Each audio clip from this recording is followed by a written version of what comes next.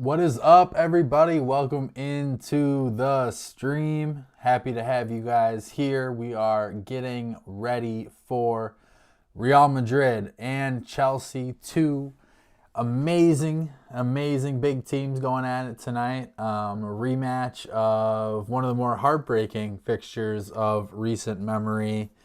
Chelsea losing to Real Madrid after a very valiant effort, very valiant comeback. But we have them tonight. We have a big match. We're really now getting into that ramp up period where it's, champion after champion. We have Man City, Real Madrid, and Inter Milan, and then Man City again. So just an absolute gauntlet of these three games coming up before the season, before we face against Manchester City.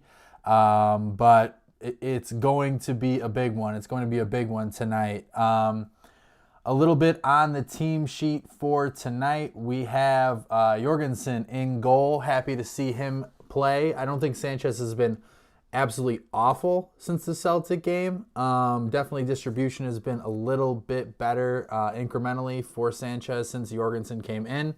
But Jorgensen gets the nod tonight. Super excited to see him. We have a back three: Reece James, Badiashile, and Colwill. It'll be interesting to see who is playing that central center back position. I have sort of been curious to see where Levi Colwill will be positioned. I think when you start to talk about Levi, is his ability, his range, his agility able to take, handle wingers coming at him. I think we saw against Celtic, I think we saw against Manchester City, that once you isolate that wing back or that fullback and you move him into the midfield from the left, or against City, as we saw Gusto running up and down as sort of a left wing back, we are now kind of having a bit of a problem with Levi being isolated on that left side. I would like him at center back. I think that's a better position for him. I think Badiashile is a better left center back. But according to how they wrote out the team sheet, it might be that Colwill is playing left-sided center back. But we'll see once the match gets started. Malo Gusto is in. I suspect that we're going to see that Gusto-Lavia pivot, as we saw against Club America. That looked very good. We're also going to see Enzo and Nkunku playing those attacking 8 positions. Noni Madueke comes back into the squad, and Mark Guiu as well. Raheem Sterling, who I think has had a sneaky good preseason, gets in as well. A little error that was put out there by Chelsea socials. Moises Caicedo is on the bench tonight. He was not initially on the team sheet, but he is featured on the bench tonight after getting 45 minutes against Manchester City, however lackluster they were. And Real Madrid as well. Very strong team for Real Madrid. The horses up front: Rodrigo, Vinny, Brahim Diaz is in there. You start to look at, they're really just missing Mbappe, and they have a very formidable attack even without him. So Chelsea will have their hands full. We're excited to walk you through the game. Excited to give you a little bit of tactical analysis. If this is your first time here, I want to welcome you in. How we do it here is a little bit different than normal watch-alongs. I like to look at the game from a little bit more of a tactical side, right? So you'll see me here while the game is going, having the tactics board up, and we will be showcasing all of sort of what we're seeing from this lineup. We are starting to get a general identity of Enzo Maresca at this point, but things will change game by game. We'll be walking it over this way when I think something new or informative is happening, but this is the shape that Chelsea have employed under Enzo Maresca to this point, right? So you're going to see these this box midfield here, right? So what happens with a box midfield? And a lot of you may know this at this point, but when you have that box midfield, it provides a couple of different things. So Malo Gusto is your left back, but he is inverting into the midfield and having a pivot, right? Now, both of these guys down here are going to have defensive responsibilities, and those defensive responsibilities are important. Usually one has the license to get a little bit further forward. Malo Gusto has done that. Lavia has been sort of that deep-lying playmaker. If you watched any of Maresca last year at Leicester, Lavia is playing that Harry Winks role, spraying the ball around, passing it around, and he's looked extremely, extremely positive in that role so far. So then what we also have is these attacking eights, right? A lot of questions at the beginning of the year was, where would Enzo Fernandez play in this box midfield? A lot of people suggested that he might play in that Lavia role. Not what we've seen thus far, and not what we're going to see today. We are going to see Enzo play at that right attacking 8 position. And what's interesting about this is you'll notice from time to time, and there was a question in the press conference earlier from Enzo Maresca, and it said, is Enzo playing like a right winger? Because in the last match, Sterling or Mudryk was in, but Enzo was linking, kind of coming out into these areas. So how Chelsea's build-up works overall is quite interesting, right? So you'll get these center backs spread out very wide. You'll have a lot of passing options out of the back. What Sanchez or Jorgensen or whoever the goalkeeper is, actually I got to switch out Robert Sanchez. Let me get him out. So what Jorgensen is likely to do in this position is start the build-up utilizing these center backs and utilizing these midfielders as well. So when you use these midfielders, it opens up some defensive shape movements from the opposition. And this is a couple of times where Moises Caicedo turned the ball over last week in this build-up. So if you are being pressed, you need to be very, very, very careful with the ball. So, Lavia will come in, he'll get the ball, Malo Gusto will come on this side, he'll get the ball, and they'll start to work these triangles and start to shift the defenders around to eventually start a break. And when it has worked, it's worked very good, and Chelsea have had a lot of opportunities building out from the back, right? So, interesting in that sense. What you're also going to see is these 8s, when the ball is on their side, they're going to be creating a connection from that sided center back to the winger. So this is going to do a number of different things, right?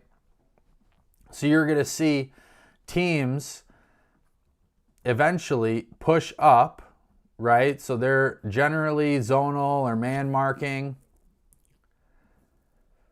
And what they're going to be doing in these positions is Chelsea's main goal in this is to move the ball in a way, right? So it's going to go Badiashile to Nkunku to Sterling, and they're hoping that this defender moves over just enough where the striker can make a run in behind. Watch specifically in this match for Chelsea pulling out these wide attacking 8s and linking up and waiting for the striker to make a run inside behind the channels. You're also going to see a lot of long balls. When Chelsea built this team and they looked at the recruitment, they said, what kind of center backs do we want? A couple of things. Tall, great long passers. So as we've kind of grown each game and game after, we've seen these 3 have more license to play the long balls. Specifically, Reece James is one that I've really been interested in.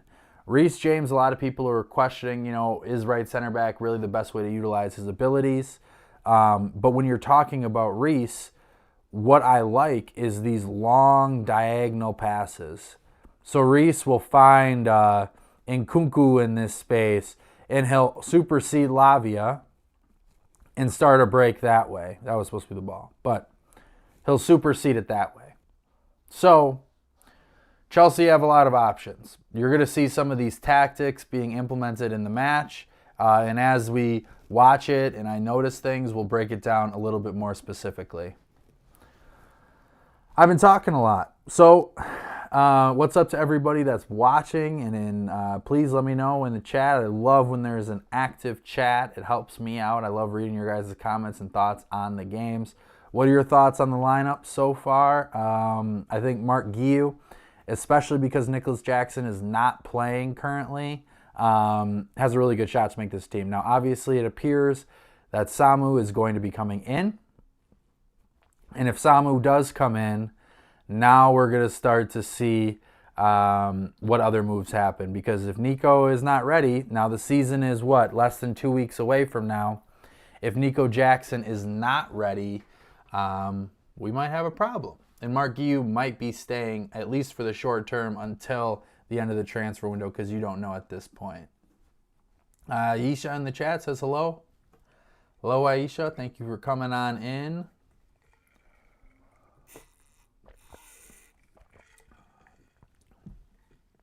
Another thing that I'm interested to see is if Carney Chukwuemeka plays tonight. Carney has been has not played the last 2 games, and now is it a little bit of fitness? Is it a little bit of, there's a lot of players in his position. We'll have to see how that shakes up and how that unfolds. But I'd like to see Carney Chukwuemeka out there tonight for sure. Who are you guys looking forward to see in the chat?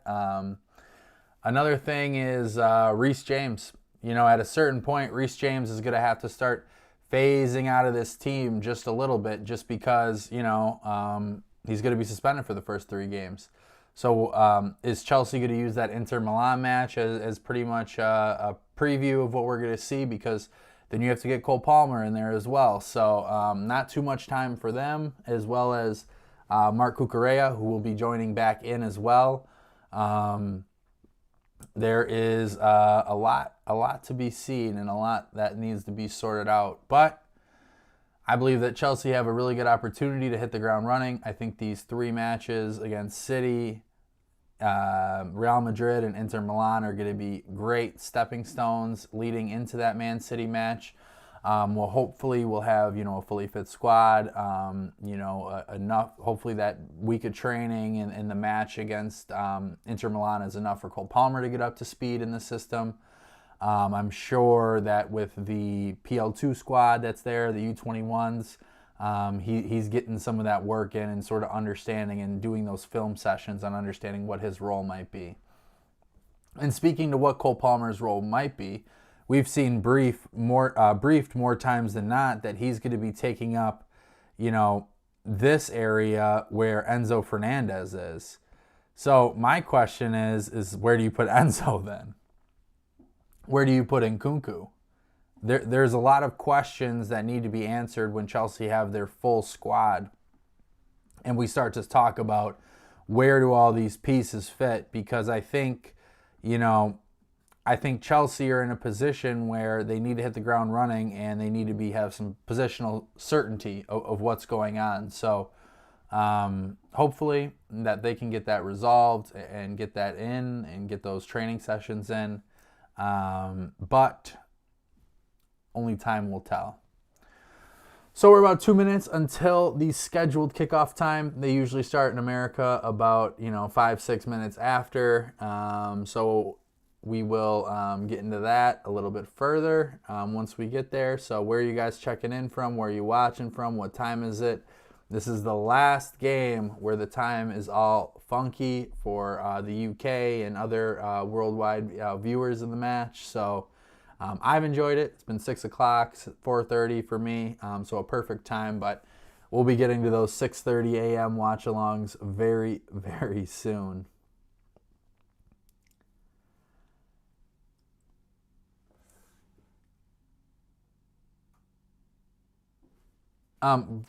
I got a question in the chat, but first, before we get started, I want to give a huge shout out to Cy Phillips Talks Chelsea. Simon Phillips has, over time, built an amazing community, and I want to stress that it's a community of Chelsea fans that rely on this site and get a lot of information from it. They get transfer news, live aggregated blogs with all the transfer news, inside reports from Simon Phillips himself. We have a great team doing match reviews, tactical analysis, and doing some of these video things as well. Now we've implemented these watch-alongs. We're going to have guests on during the season, but as the preseason goes on, it's just me. So we're doing a little bit of a trial run right now, but we're going to have guests in, and we're really going to elevate these watch-alongs, and we'll be with you every single match, so in one way or another. So please go ahead, visit the link in the description below for more information. Ben in the chat says, does Chilwell have a future at Chelsea? It appears not, and Maresca doesn't appear to rate either. Mudryk either. Thoughts? Yeah, Ben, it's two interesting points and two things that I'm not concerned about per se, but two things I'm very interested to see how it shakes out. Chilwell doesn't have a position. It's very clear at this point that he does not have a position. They tried to play him at left center back in a couple of the games, and when you started to look at where he might fit in the long term, there really isn't an answer because there is no traditional role for him. Now, if you saw how Malo Gusto played in the last match, where he's kind of going up and down the wing a little bit more, that could fit his role a little bit. But I think Chelsea would be keen on moving him. It's just the wages, and his availability that isn't so attractive to someone. And Mykhailo Mudryk is another story. I think that in the beginning, at the very least, Chelsea and Maresca are going to pick people that know what is going on in their system, right? So you're going to start talking about, Kieran Dewsbury Hall, Raheem Sterling, guys that he can trust that are going to run his tactics correctly. I think Mudryk has an opportunity to get there, but I think with how important the beginning of the season is, when you start to talk about Conference League, qualifying, which now is not going to be such an easy match when you're talking about potentially a Braga or a Sevret, not great teams, teams that we should definitely beat, but teams that, are a little bit of a higher echelon than what we would expect. So I think Maresca's going to, go really hard at the beginning with a lot of senior and guys that he can trust, Reece James, Raheem Sterling, KDH, guys that can really run his stuff, well. Because if you don't run it and there's mistakes, as we've seen in those Man City and the Celtic matches, it's going to be a big problem. It's going to be a huge problem for Chelsea if they keep conceding goals like they're conceding now. So that's kind of my opinion on that. I think Chelsea will definitely, work Mudryk in. I think there's definitely a way. I thought he was going to be one of the biggest winners of Maresca coming in, because I think the rigidness of the system is so, it's there. You have certain roles, you have certain things that you need to do, right? So in order to get into Mudryk and sort of say, hey, you can't just freelance, you can't just mess around, you're going to have to figure it out, and you're going to have to do it my way. And we thought that'd be good for Mudryk. He hasn't gotten much of an opportunity. I don't think he's made as much of an impact. I also don't think he's gotten a lot of the ball. You're definitely seeing that right wing is being targeted mostly, like for attacks and things of that nature. So when he was on the left, he didn't get really much action, and when he was on the right, he didn't get much action either. But only time will tell. There's a huge investment. I would imagine that Chelsea would like to play him. I could see him doing well in the Conference League. Not saying that that's just like because it's his level, but I think, to gain some confidence, that would be huge. Ty in the chat asked if the match is showing here. Yeah, I've gotten this question a couple of times over the stream. So we don't have the rights, obviously. No watch along really has the rights to watch it. So we're here if you can't find the match as well, and we're here if you can find the match and just want to have a companion to watch it with. Kizo, Sula, Chelsea. I'm not sure what Sula means. I'm assuming that means go Chelsea. If that does, then great. I agree. Go Chelsea. But yeah, so it should be interesting. Now, these are long streams and there's a lot going on. We will definitely talk about the transfer market, the transfer window. Just a massive 48 hours for Chelsea. Just Moving on from Conor Gallagher, got the Here We Go today. We haven't quite gotten the Here We Go for Samu Omaraidan, which I think that's how you say his name. I know how to say it. Sometimes I just don't get it right. But, and then you start to think about what DiMarzio said about Victor Osimhen, that window being closed. So it's definitely something that needs to be considered, right? It needs to be considered if you want to bring him in, because now you're going to talk about, a Mark Guiu going out on loan. So it's not as clear cut. Obrice, man, welcome. Yeah, I hope for a good win today, even though I know it's going to be tough. It will definitely be tough, but I think that Chelsea likes to play up in these games, You have a squad out there today that is very... it's one of your better 11s. I mean, you're going to obviously include a Nicholas Jackson in there and whatnot, but we're going to see. A couple of missions from the squad. We don't see an Armando Broja in the lineup today, so he seems to be leaving on loan. David Dacho Fofana seems to be leaving on loan as well, so hopefully loan with obligation, and if it's domestic, then that's fine. It doesn't go against the loan count. But you're starting to see that squad get churned, and I think that it needs to. It definitely needs to. So, all right, the match is about to get started, everybody. Excited to bring this, excited for another game. Wash that taste out of your mouth after that last performance. That was absolutely brutal. But hopefully... we get that figured out, and hopefully it leads to a good performance. Now, results obviously are not as critical in these matches. Obviously, you want to play well and see some positive things. We've seen positive things in every match, right? So that's great to see, but we want to see a full performance heading into the regular season that's about to start soon. So Reece James and Modric are exchanging banners at this point. Always nice to see Luka Modric, no matter, how old he is. He's someone that you really like to watch. Brees says as well, how I wish David Dacho would have gotten a chance to prove himself. I suspected that he might, to be honest with you. I think Fofana is a guy that has good characteristics, and I think is a Premier League level scorer, striker. Showed it at Burnley a couple times as well. But, I think that you're going to have to understand, and we all have to understand, frankly, that Chelsea are not just going to be buying players and just hoping it works out. Yeah, if they knock it out of the park, great. But if not, it's a flip for profit type thing. So, all right, the match is about to get underway. We'll get going here in a second. Thank you for all of you who have joined. If you guys wouldn't mind, go ahead, hit that like button. All that stuff is great for the YouTube algorithm to get some more viewers in here and whatnot. We appreciate you very much for being here. If you haven't subscribed yet and you want to check out some of the content, we do watch-alongs here, videos and whatnot. So please go ahead, hit that like button. Hit the subscribe button, and we'll get the match underway here in a second. All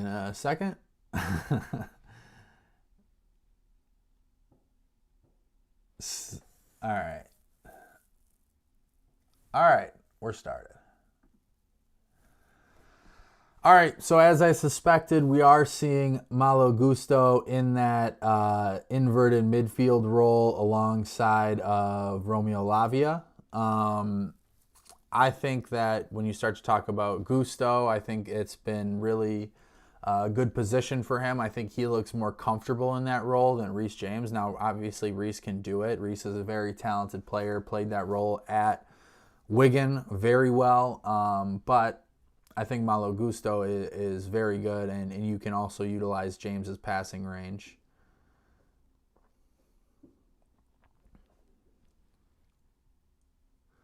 So as we see starting right now, Enzo Fernandez is out on that left-hand side, and Kunku's on the right. Those areas, right, are very fluid. They're very fluid. Both players get to kind of move from side to side. The structure is really in that defensive midfield pairing here. So like Gusto will have responsibilities to come out to the wing. Lavia will take these responsibilities, but Gusto more so will pop out into those channels.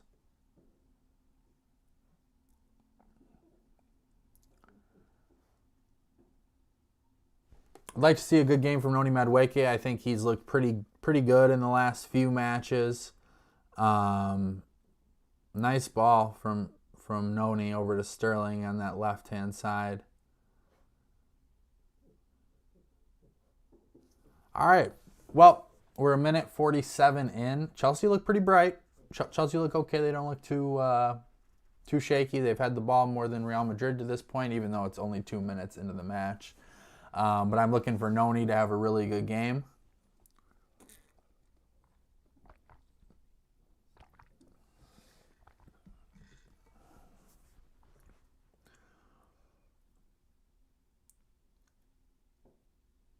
Nice from Malo Gusto.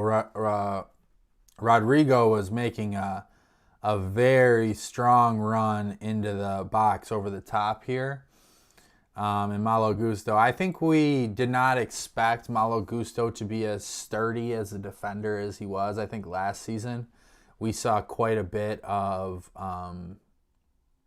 really good defensive work from him.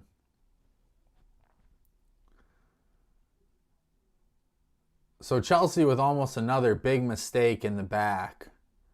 Almost a really big mistake. So when they're building up, Body of Shield is really wide. And they're almost set up like this. And they're relying on Gusto to come in and kind of fill in as that auxiliary center back kinda, right? Nice. Oh man. And Nkunku with a really nice cross, perfectly weighted, right on Sterling's head, and Sterling just put it over the post. Difficult one to direct on target, but a very nice opportunity. Yeah, just perfect, but Sterling couldn't get it. Ooh, that's not going to look good on Twitter. That's not going to look good on the replays. So we're seeing Body of Shield actually, as Real Madrid have the ball. Body of Shield is the center back, which I'm not as keen about. I really like Levi Colwill in that center spot more than I like Body of Shield. It's not, I don't like Body of Shield there. I don't really like Colwill at left center back. I think he gets isolated too much, and I think that isolation causes him some problems. No,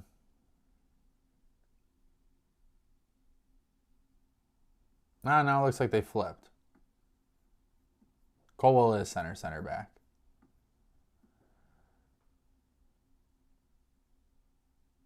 Nice defensive play. Real Madrid tried a little through ball over to Vinny Jr. and Levi Colwill is able to knock it off of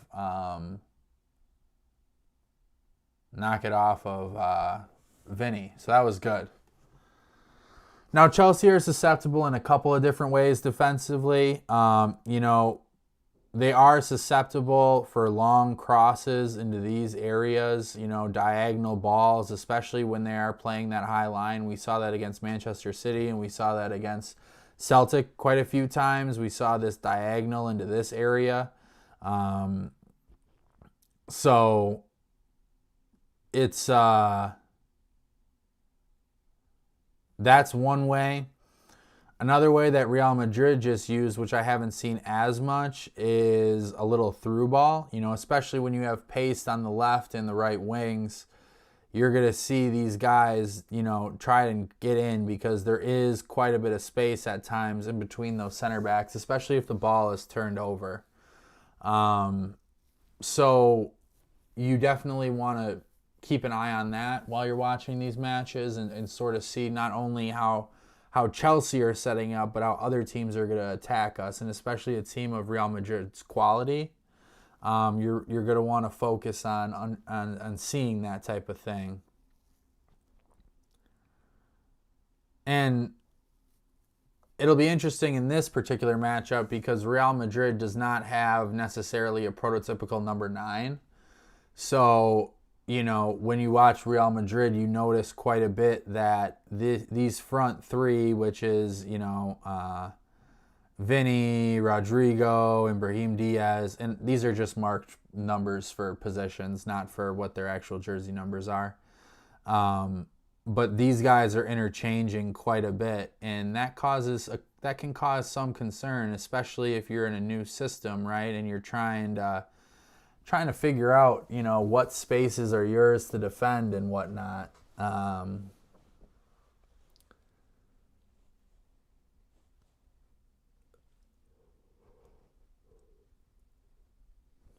We already noticed, and we've seen this a couple of times, we're starting to see Chelsea by bringing some guys into the area. We're starting to see these long diagonal balls from Lavia, right? We're starting to see, and we've seen it, Lavia's had a very good preseason, but when we talk about Lavia specifically, his passing range has been something that we've really been, I've personally been really impressed with. So, looking at these diagonal passes, focusing on a Madueke run, Lavia's passing range, which I think we all sort of knew when he first got started under Chelsea was good. I don't think we understood how good it is, especially in these last couple of matches. We've been seeing some very impressive passing from Lavia. I think he has been the biggest winner thus far of the preseason.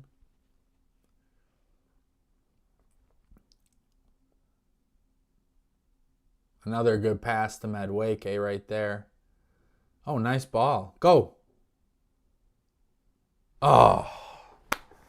Good opportunity. You're going to see, whether it's, once you start getting out on the break here, you're going to start to see a couple of things, right? You're going to see either, and it really just depends on who has the ball and where the space is.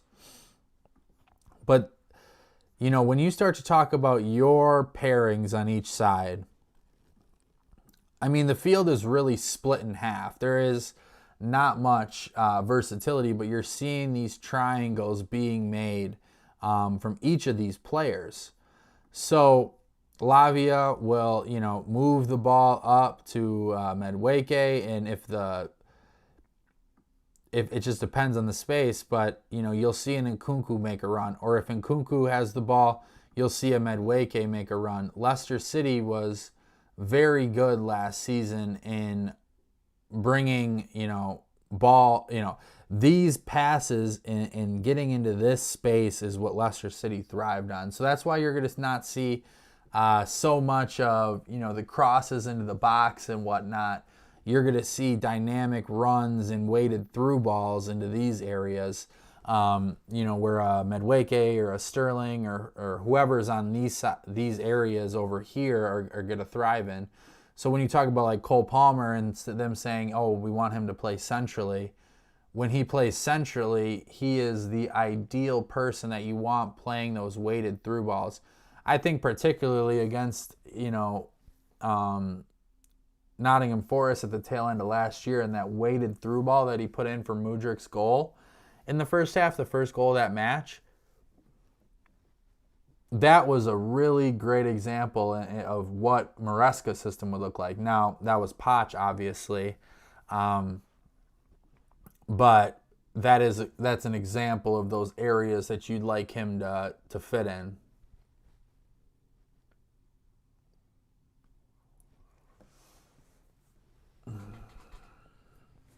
But you're also going to sort of think about where he does play when he comes in, because you look at this front line and who's the odd man out? Because I know it's not going to be Cole Palmer. Wow, a great example there too. If you're watching the game along with me, you can see the clock where the time was, but oh no. Oh no. The back line is very shaky. I'm not thrilled with how Chelsea have defended. They've given up 10 goals in 4 matches. Not good enough. Now, you are going to have a little bit of inconsistency, so to speak, when learning a new system. And I think if you've heard anybody with a reasonable, take on the situation, you got to understand that this is going to take time and it's not going to be something that's going to be overnight.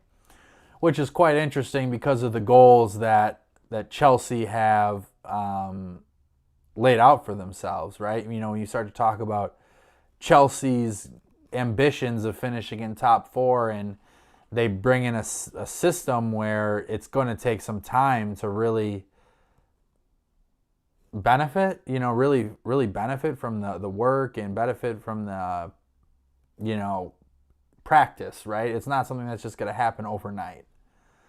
So to place those goals on them are interesting because I think they have a good enough squad to do this. But it's more so to me like, how does Chelsea manage these expectations set on by their sporting directors, by their owners, and how do they manage that with the idea that this is going to take some time?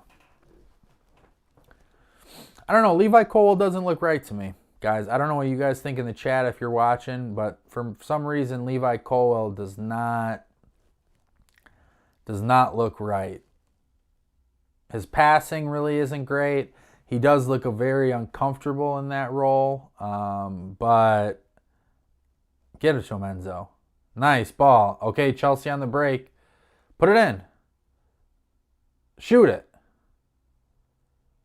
Oh, man.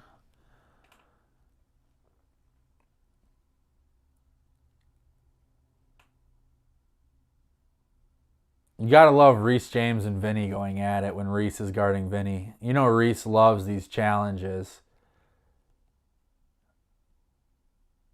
Reece won that one. It could have been a pen maybe, but what you did see there was a really good glimpse of Enzo Fernandez and getting guys on the break. So Enzo is popping up in these spaces, and Malo Gusto from that inverted position, as I said earlier in the game, he has the ability to sort of play, get forward. So Gusto was able to make a really nice run, and Enzo put a beautiful ball over the top. So Enzo is sort of in that playmaker position also, which I think is fascinating. It's a more of an advanced playmaker rather than a deep lying playmaker. But when you have free runners and you're trying to create little overloads, that's something that you could really be happy to see. See him getting some more opportunities to pass the ball.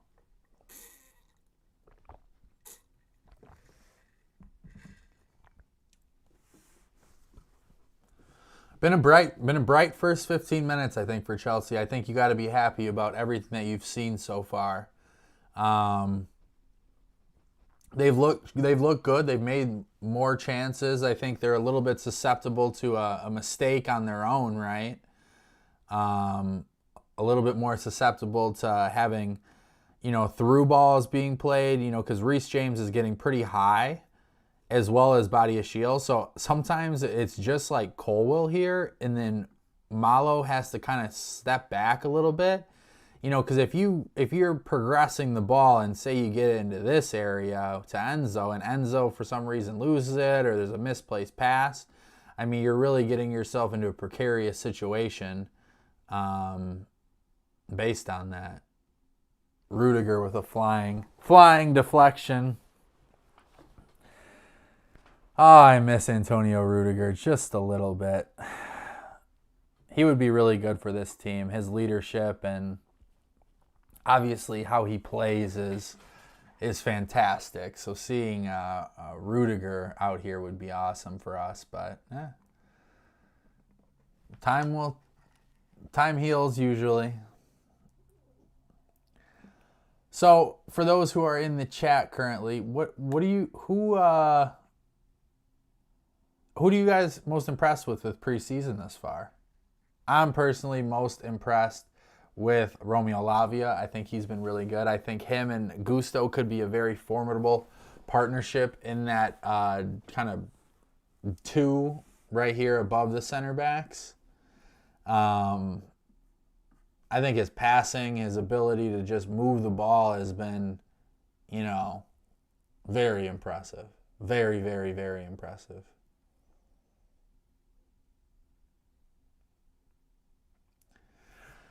Chelsea are very, very brittle defensively. They they should have given up a goal right there.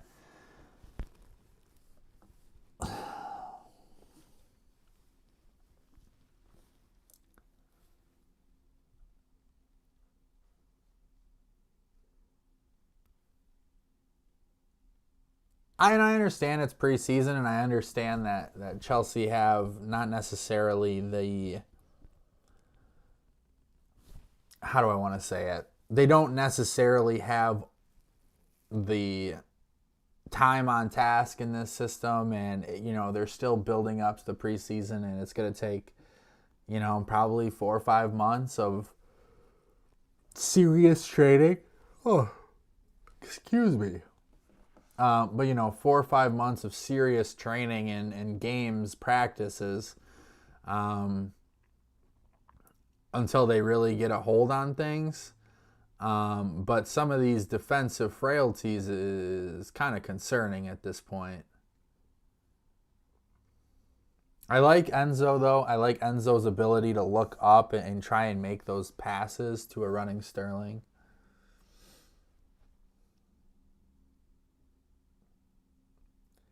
I want to thank you all that are here, by the way. Thank you for joining me on this. It's been an immense growth on the channel. We hit 425 subscribers on the channel. I think we've gained almost 200 subscribers in the last couple of weeks. So it's been amazing, amazing support from all of you guys, and I hope that you guys are enjoying these watch-alongs. Wow, really nice ball from, I don't know who that was, from Real Madrid, but and they're down 1-0. Oh boy. Chelsea are down 1-0. Real Madrid with the goal. Chelsea caught out of position once again. And there's really nothing else you could say other than it's just not been good enough. And it was a very, very nice ball. I think that was Rodrigo to Brahim Diaz, who eventually, there's 2 Chelsea defenders, there's 3 Real Madrid players, a couple of deflections, and one guy is left open. So really poor defensively. I'm not really pleased with what I'm seeing defensively. And you have to be measured when watching these games, in a sense, and sort of understand, like, hey,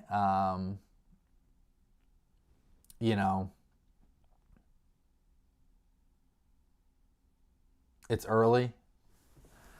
But to give up, 11 goals in 5 games or so, less than 5 games at this point, has been very frustrating, to say the least. Are you guys worried in the chat? Are you worried about any of this defensively? I mean, at a certain point, it becomes a trend, and you got to hope that they resolve this. But, I mean, Leicester didn't give up this many goals, and I understand it's different from Middlesbrough to playing Real Madrid, but, we've given up. We've looked very shaky to say the least. But I do think Chelsea have looked pretty good. I thought offensively and in the build-up process, they've looked sharp. They've created some nice chances. And they're doing the things the right way.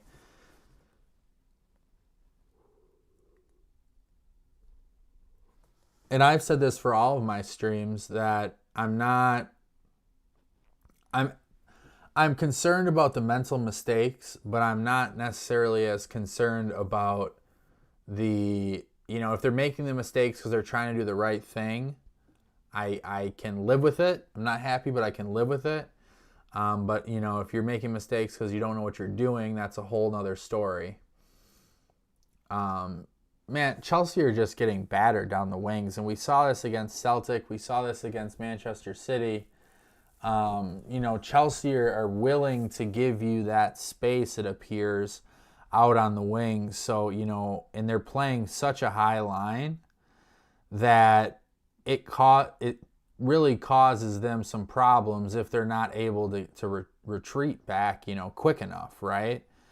Reece James is playing in that right center back position, and he's fairly high. So Chelsea, and they're narrow too. So like what we just saw specifically was, I don't know if it was Modric or who it was, but Vinny, as crafty as he is, and you're going to see a guy like Vinny do this, if this is not a solid line and he makes that run, I mean, there is nobody that's going to be able to recover quick enough to cover him.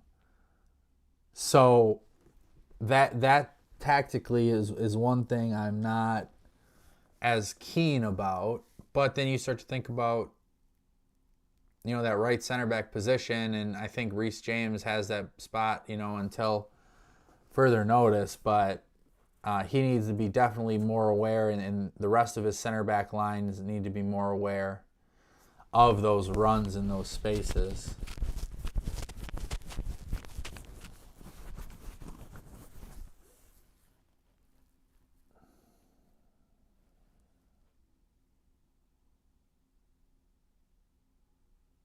Oh, really nice from Jorgensen. A weird deflection, but Jorgensen got a hand on it. I've been impressed with him so far. That wasn't his fault, the goal at all. But I've been really impressed with Jorgensen up until this point. It was a weird deflection from Badiashile, but Jorgensen quick to react, and you got to like that.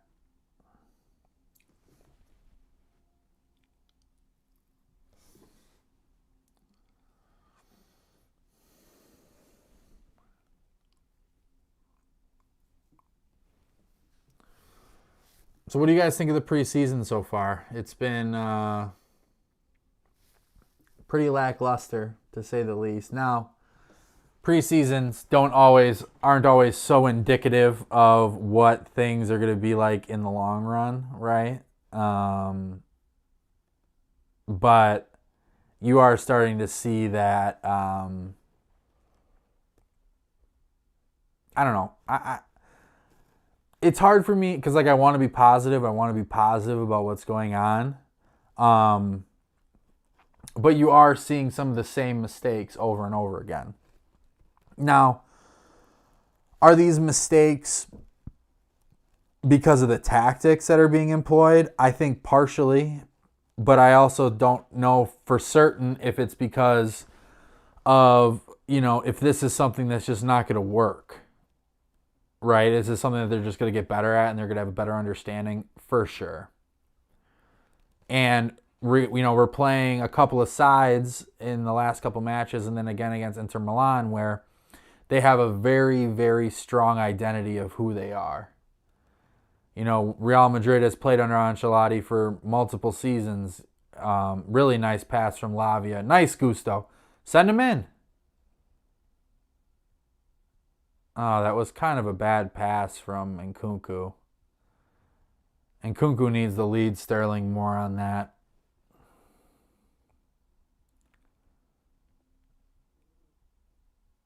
Oh, that's frustrating. But Lavia, oh no, that was Lavia to Nkunku. Another display of Romeo Lavia and how good he is. I mean, Romeo Lavia is a serious player. He was worth every penny. And I know it's just the friendlies, but you're starting to really see him come into his own. And I think he's only, 19, 20? And that's another thing generally about this project is that, these guys are young and they're raw, but theoretically they should be all hitting their primes at around the same time. And I think Chelsea have an understanding, and especially when Bowley bought the club and Agbali, and I really don't like saying Bowley all the time because he's not very involved from the day-to-day operations. But I think Chelsea understood that, Manchester City would have a time frame where they were really going to be successful. And I think it's like, Kevin De Bruyne and Bernardo Silva and Mahrez and whatnot. And you're starting to see some of those people from Manchester City get phased out. And you're going to see Pep leave in a year probably. So my question then is, does Chelsea view, the next year or the following year to really, be at a point where you're positioned to try and compete for the league? Now, cup competitions, you're really at the mercy of what your draw is, right? Another through ball, 2-0.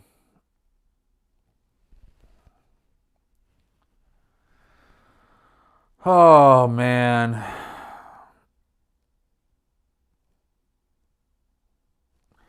What I don't like personally is that every goal that we're seeing scored against us is basically the same goal.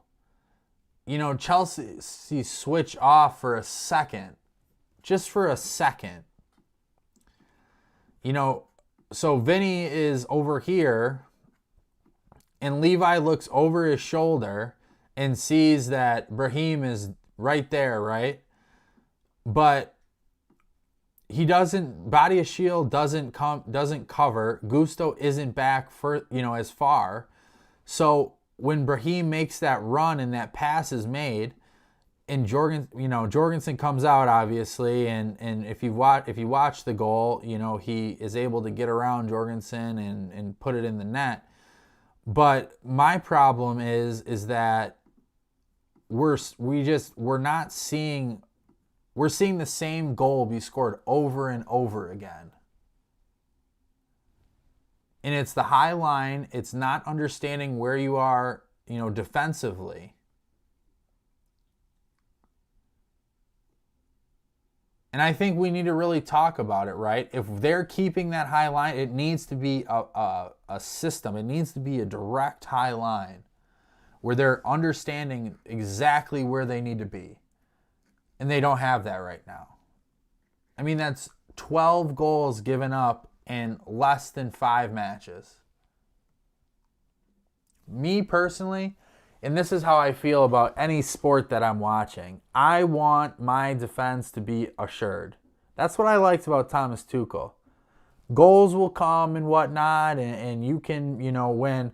But if you're conceding this much, you are going to have a very, very difficult time. And it's not like Chelsea have been really having so many opportunities, right, where they're making clear-cut chances and you can outscore a team. But it's that line that's causing me a lot of concern. And against a good team, they're going to beat that. So you're really narrow, first of all. You're very narrow. And I just illustrated it, but I'll illustrate it again. When they're making those runs, if you're not playing an offside trap or you're not, understanding that, hey, in communicating that this space either needs to be closed or Cole, you need to loop around and you need to mark him, it's just a lot of indecision. And the indecision is what's really bothering me right now.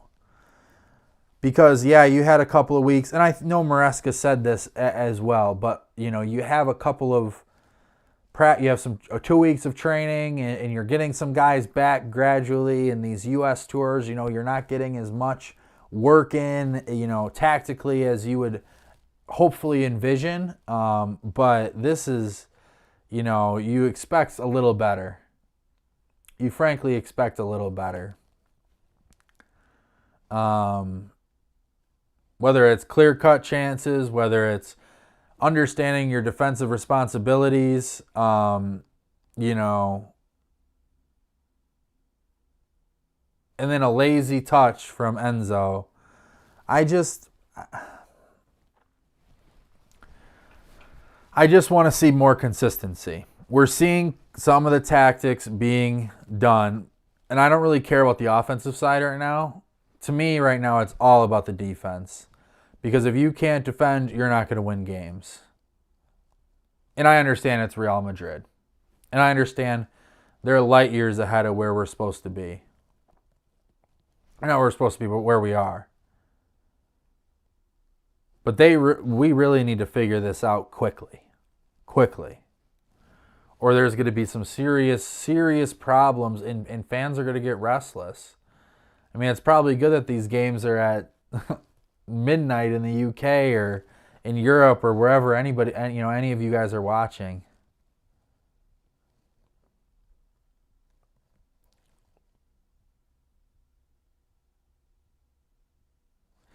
But as I've said before, there's always a little bird in the back of my head that sort of says it's early and they're still figuring it out, which is true, which is definitely 100% true.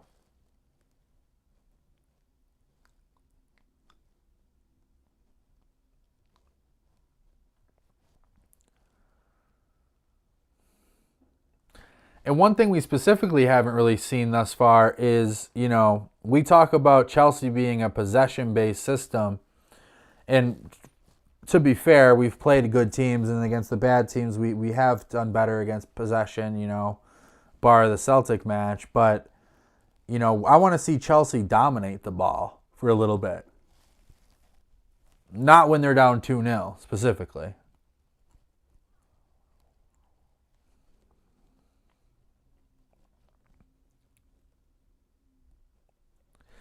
You are seeing, as I mentioned before, though, you are seeing Enzo Fernandez pop out here and be that, another turnover.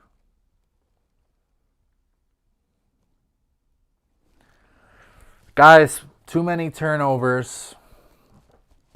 Too many turnovers for me.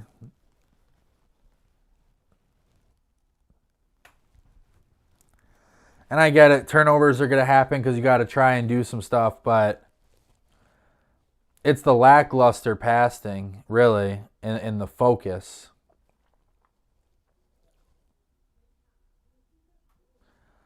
Sterling on the right or on the left, trying to make something happen.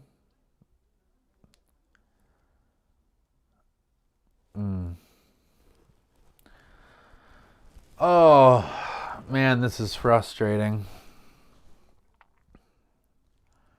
I think Levi Colwill needs to have a serious conversation with himself right now because he's not comfortable. His passing, which everybody has said, and we've seen it, his passing is his biggest attribute, but this has been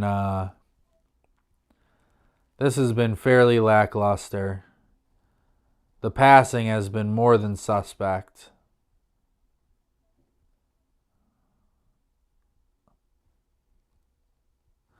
Who would, if you're watching and you want to chat, which not everyone has to, and that's okay. But where would you like to see? What would you like to see out of the center backs right now? Like, who would you like back there? I mean, ideally, you want to see, I think Levi and Reese are good in those positions. But then you start to talk about, does Wesley Fofana get back in the squad? I mean, there's definitely some considerations that need to be taken.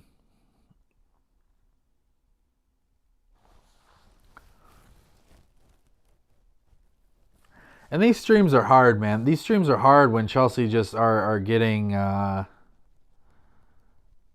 handled, to be, for a lack of a better word. But I appreciate. Come on, make a pass.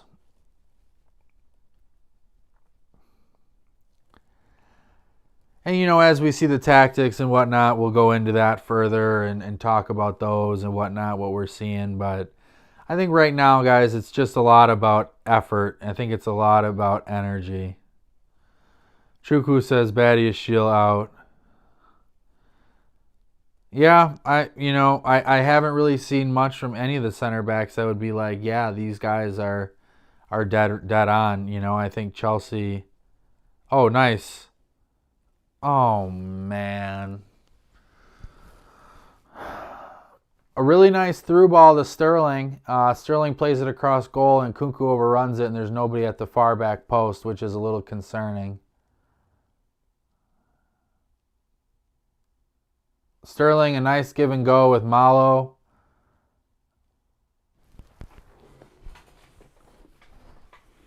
Yeah, and Nkunku just missed it. I'm not too worried about the chance, the goal scoring. I think Chelsea will get there with that. It's just the mistakes and the defensiveness that is a bit of a concern for me. I think pretty much all of our goals so far this year that we've given up have been defensive mistakes, and I think those mistakes are something that is just something that's really concerning.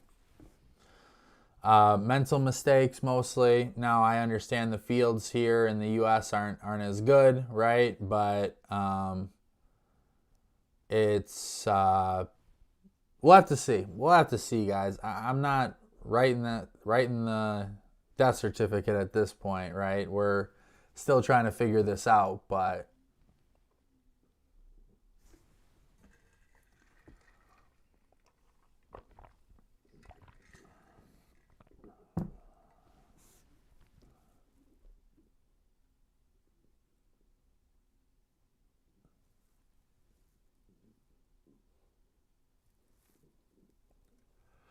so you saw Enzo Fernandez come over all the way over here, right? So Enzo and Nkunku both have the, freedom in these attacking eights to kind of pop out into whatever channels they want. So that's kind of an interesting thing, right? That they can kind of pop out in these areas. They can be kind of free flowing. So I think overall that's probably a good thing for Cole Palmer, that he can do that once he gets in.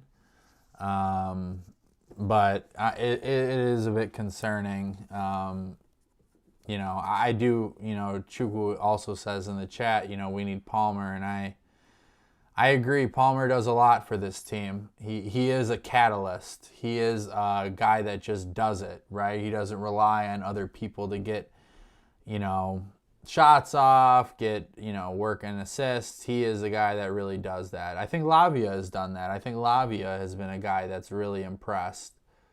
And I think he's been a catalyst in the midfield. But I think in the forward positions, you're going to need...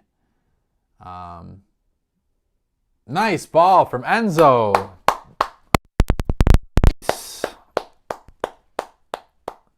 Nice pass from Enzo, and Noni knocks it in. Very good.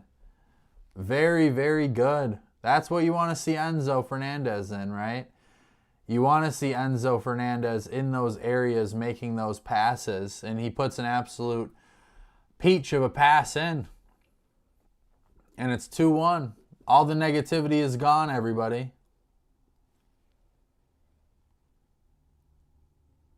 Nice from Noni. Noni has looked sharp, everybody. Noni has looked very sharp thus far.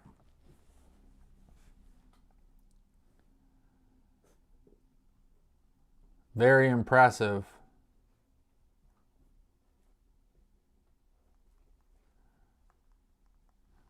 Very, very nice. Yeah, like I said, these goals are going to happen. These goals are going to come. But, defensively, can Chelsea react? Can Chelsea be, able to stick with teams, to hold them down like that, right? So, let's see some more positivity, right? Let's see some more. And goals can change a lot. Goals can definitely change a lot. Can definitely change, the momentum, can change players' confidence. And I think Noni has looked very, very good this preseason and has scored some goals. And you're going to be happy to see that. I'm very active on Twitter during the games. If you want to follow me at CFCDP1, you can follow me there. But during these live streams, I don't get to it as much. So ever since we started doing these watch-alongs, I haven't been as active on Twitter during the matches, which I really like doing. But I thought Chelsea have looked pretty bright. I think Chelsea have looked pretty bright offensively. The defensive is where a little bit of my concerns are. So let's get those shaped out. Looks like the boys have a little bit more pep in their step. I think I do, frankly, just from the first few minutes in. Nice ball from Nkunku over to Raheem Sterling. Let's see if it's a typical Sterling run into three guys. Shoot it, Enzo. Oh, man. Sterling found Guiu, and Guiu kind of pitched it out back to Enzo, and Enzo had a really nice chance. Come here. Come on. Come on.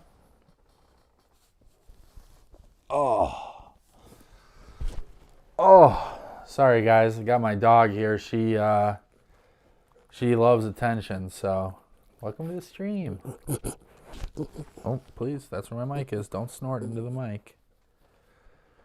But I think Chelsea have looked very, very impressive so far. Offensively, as I said. And Noni, you got to be very, very happy with Noni in his ability thus far to score, because it's a huge, huge year for Noni. Noni needs to be able to score goals. And I think, when you talk about bringing in a Michael Olise, you have Estevao coming in, you have Kendry Paez coming in, you're going to need somebody that's willing and able to score. Okay. All right. Nope, you're not going up there. So sorry. She usually sits on the desk with me, but there's no room up here with all the recording equipment and whatnot. But yeah, I think that just that those defensive things are a big thing.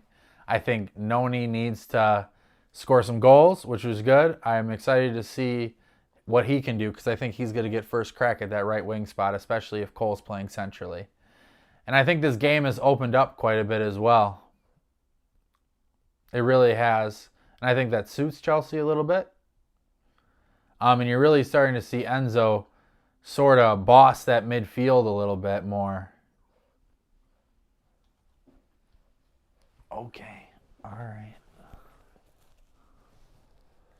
This is Maisie, everybody. Thank you for... Oh, hello. But yeah, so we're almost at halftime. We're in the 43rd minute. Chelsea have looked a little better to this point, but still not necessarily great. But it's getting there. And usually Maisie is not in the room with me, but my fiance is at a work thing, so she is stuck in the room with me. No, you can't get up there.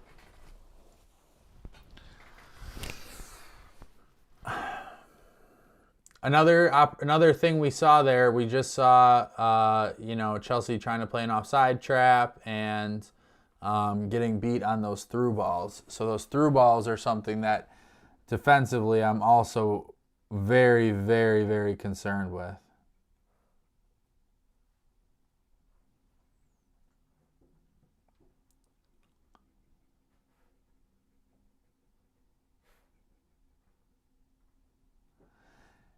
And we're seeing those man-to-man markers too, right? From those center backs. We're seeing those center backs still, as we've seen a few times, mark their guys all the way up there, and that can leave the center backs out to kind of dry as well. I think Sterling could really work in this system, but sometimes his decision-making and just thinking he can just run into defenders. I think coaches just say, hey, guys, let's just stand back. Just stand still and he'll run right into you. And I think we're seeing quite a bit of that right now with him, which we've seen consistently. Yellow says Chelsea will win the match. I hope, man. I hope they do. They've looked a little better in the last 20 minutes or so. So that's good. That's good. We like to see that for sure.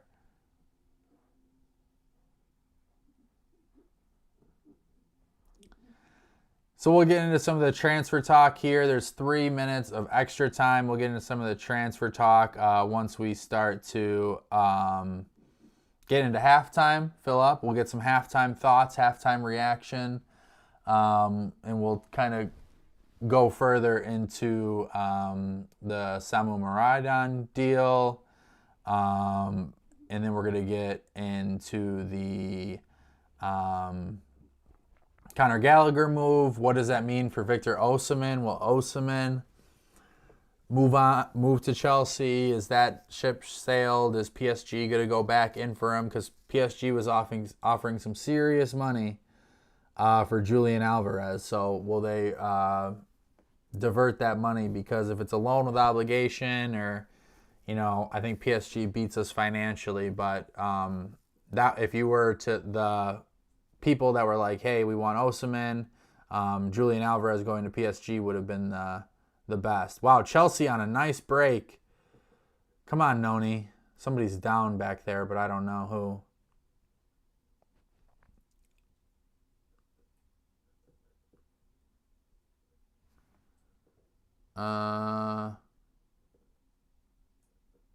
Yeah, who's down over there? Malo Gusto's down and he's grabbing his neck, shoulder. I'm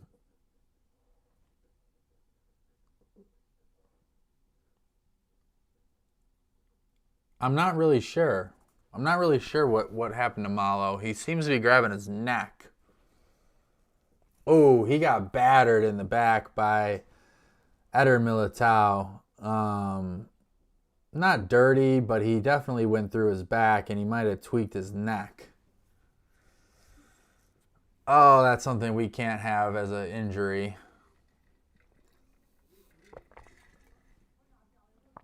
Especially with Reese, in his suspension, we cannot have Malo go down.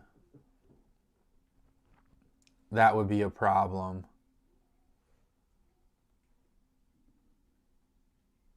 I hope he's okay. They're kind of grabbing his neck a little bit.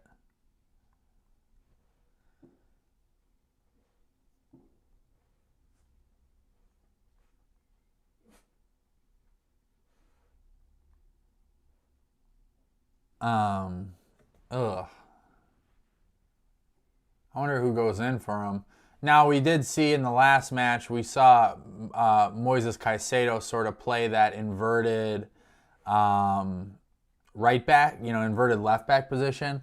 He's not really inverted because he's a midfielder, but he did have the defensive responsibilities, so maybe that's something. But it looks like the game's going to be going into halftime soon, so...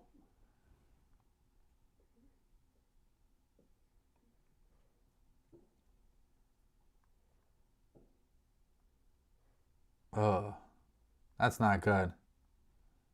He walked off. He looks like he's okay. But still, that's scary. You definitely don't want to see a guy go down like that.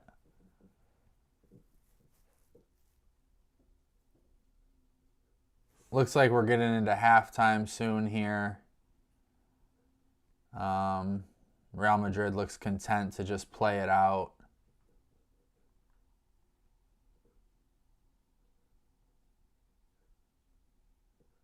With the injury time, we're 2 minutes over now. We're heading into the 50th minute.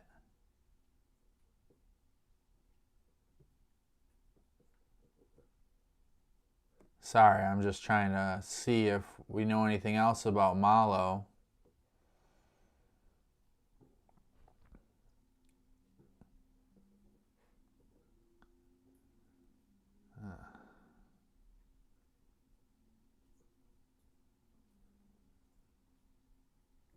He's back out there, so that looks okay. Malo's okay, everybody. Man, we're well, for a friendly game, going 2 minutes over is kind of ridiculous.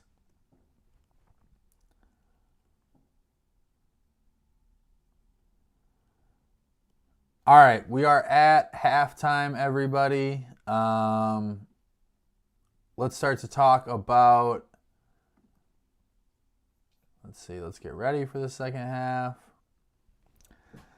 Let's talk about what we've seen so far. I think defensively, we've had a few issues. Definitely, those through balls have been a problem. However, I think, offensively, Chelsea have made more than a few good opportunities. They score on a good ball from Enzo Fernandez, and you want to see Enzo in those spaces. That's why you play him as that attacking 8, right? So getting him into, let me show you, getting him into these half spaces where he has the ability to find crashers. One of Enzo's biggest strong suits is his passing range. So having that is a very, very good thing. All right. Sorry, my fiance's picking up food. I had to order it. So yeah, very interesting first half, to say the least. I'm very interested to see who we will be bringing on in the second half as well. I think as these games start to go a little bit further, right, we're going to see a more of a tight bench. We're going to see maybe Mudryk, Dewsbury Hall, Caicedo. We haven't seen Carney Chukwuemeka. We haven't seen much of Renato Viega at this point. Is Viega somebody that's a loan candidate as well? Ugo Chukwu is a guy that we've talked about going out on loan for some time now, but he still seems to find his way into these matches. So is he going to go? Those loan spots internationally are filling up, so Chelsea need to really hurry up and address some of those. Talking about some of these, transfers that are happening as well. So we're seeing Conor Gallagher move on to Atletico Madrid. There was a little bit of concern about Julian Alvarez, as this was a domino deal, as Fabrizio Romano has said many times over the last 48 hours or so. Gallagher to Madrid, Samu to Chelsea, and Julian Alvarez to Madrid were all kind of built in together. I think the Gallagher one would have went through either way. But, when they moved Sam, because he seems very, it's not like Gallagher would have been blocked by anybody at Atletico Madrid. But Samu is very clearly blocked by Julian Alvarez, so it looks like Samu is going to come in. What do you guys think of Samu? Have you watched any of him? I'm doing some of my first analysis on him now as we're getting closer to pushing him over the line. I like him. I think he's raw, but I think physically he provides some things that Chelsea don't have in the striker. He does have that aerial ability that you really like to see. He does, have physical traits that are fantastic to watch. He's so big and guys just bounce off of him. I heard somebody say earlier today that if, Mark Guiu is like a bull pushing guys off of him, then Samu is sort of just like the Hulk. Like, guys just cannot stay on him. He hasn't played much for Spain in the Olympics. Once Samu moves on, Spain's in the final against France.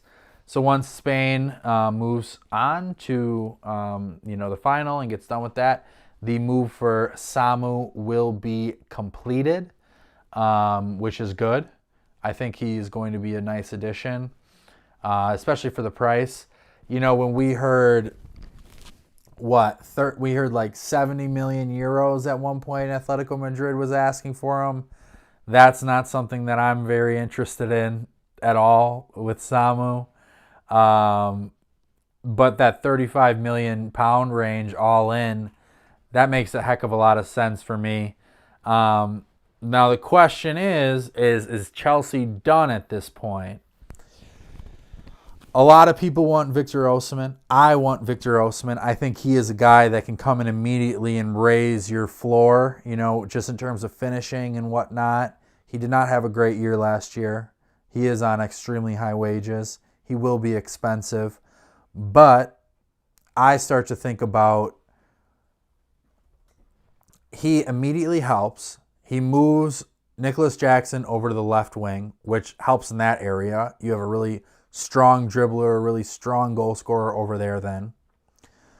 Then if you bring in Victor Osimhen as well, you also can move on from Romelu Lukaku.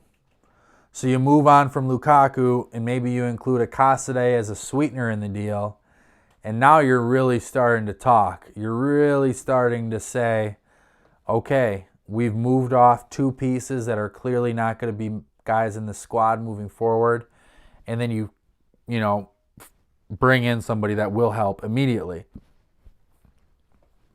Now, the contract that Osimhen would be asking, I would be okay paying him high wages, but I would just slightly move down the length of the contract to something that's a little bit more palatable, right? You move Victor Osimhen in on like a 4-year deal or a 5-year deal. I believe he's 26, if I'm not mistaken.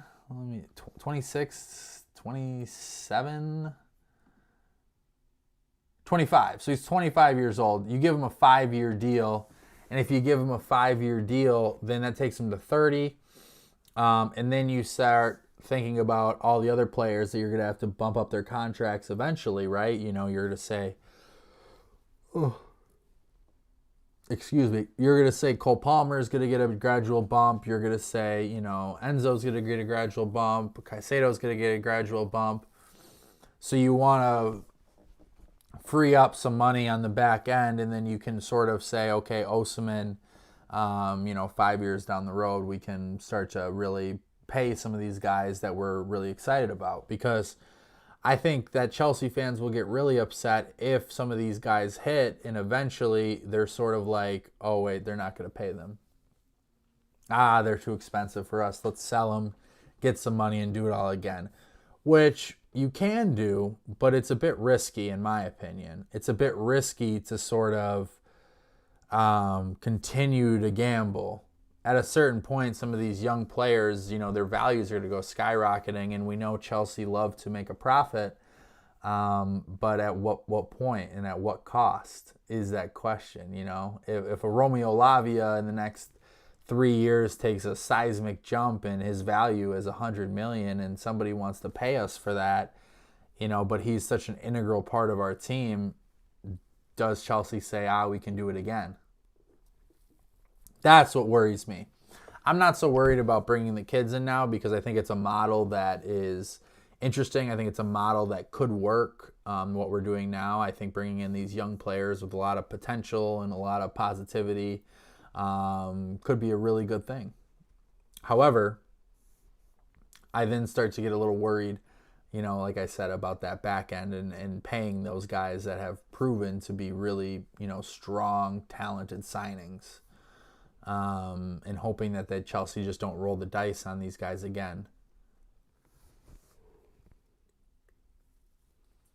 I think ideally what you want to do is really build out this multi-club model to a point where these players are coming in, like a Gabriel Mack is being scouted and brought up by Chelsea's Brazilian team, and then as he grows, right, you can keep him within the same family, Blueco family tree. So then you're not having to pay $20 million to get Gabriel Mack. You had him since he was 11, and he's a guy that can grow with the squad, so to speak, and grow through the progression, Starts out of Brazil, moves to Strasbourg, and then eventually, if he's good enough, goes to Chelsea, and Chelsea can make a profit on him.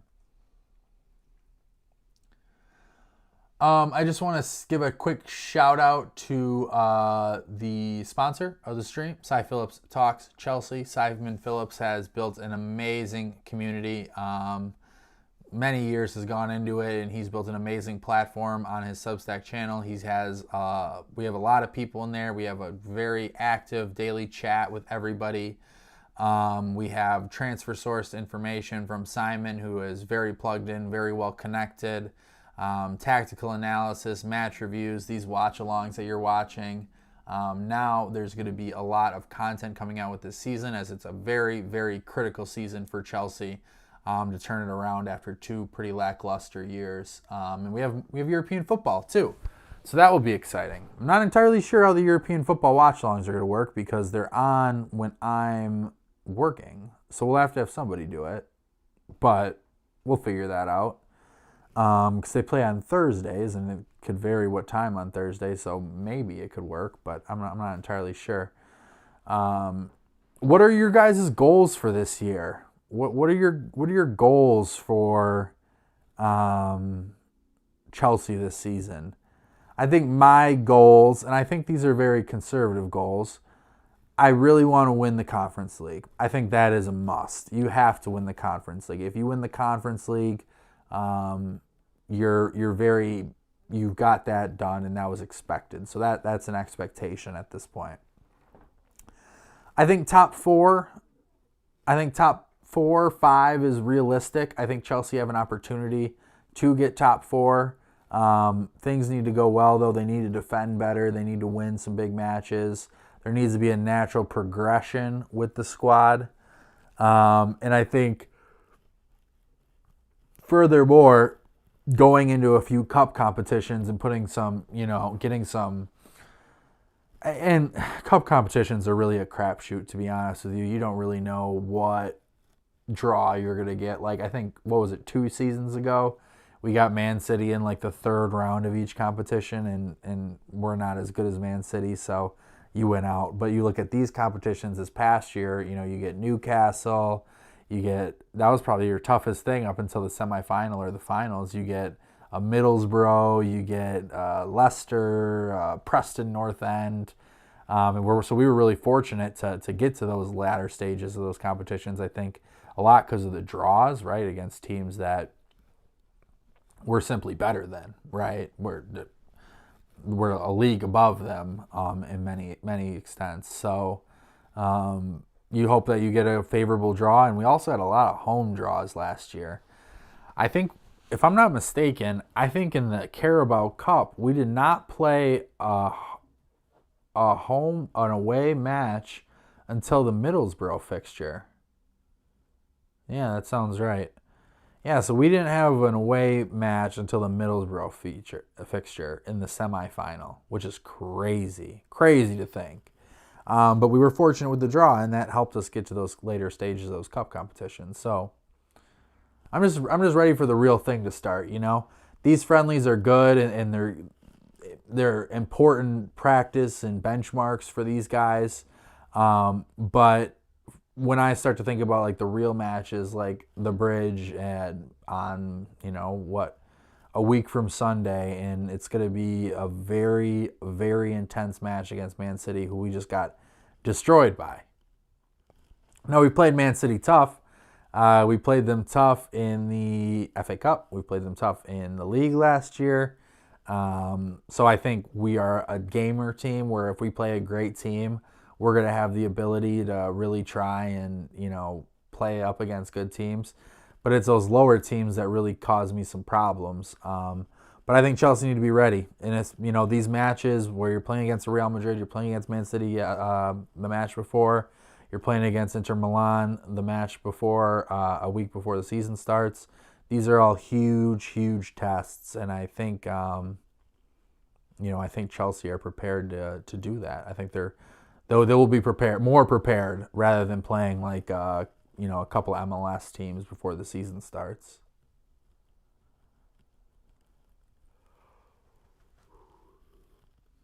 So we're still at halftime here. Probably have another 3-4 minutes left of halftime before the second half begins. I'd like to see Chelsea get out on the front foot again. We'll see how many substitutions are made. I would imagine there wouldn't be as many. I would think that Chelsea are really at this point trying to figure out who their guys are, who their squad is, and get ready for those early season matches. But, you might see a Caicedo come on for Malo Gusto because Malo got hurt. You might see Mudryk come on for Sterling just to change it up a bit. You'll definitely, I think, see a KDH come on at some point today. And maybe a Wesley Fofana for Reece James. Let's see. All right, the teams are going out. Gusto's going out. It looks like a fairly unchanged team at this point. We haven't said Mark Guiu's name at all today, really. He hasn't really done much. Pressed a little bit, had a nice little pass for Enzo's shot that went over the bar, but we haven't really seen too much from Mark Guiu up until this point. And what about Nicholas Jackson? I'm getting a little concerned. He did full training yesterday. Nicholas Jackson did.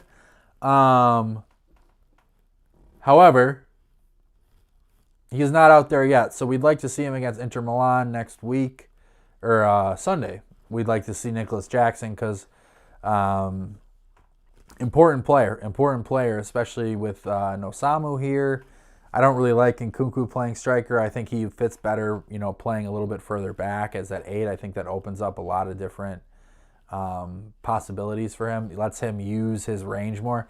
And he also, when he is playing that 8, he does have the freedom to go further. So when we talked about Chelsea as a whole, right, and we talk about those attacking 8s, these two have a lot of freedom. They can go pretty much everywhere on the pitch. These guys, one of them has the freedom to go forward, and that's usually Malo Gusto, but one of them needs to stay back. So we're seeing some of that play out.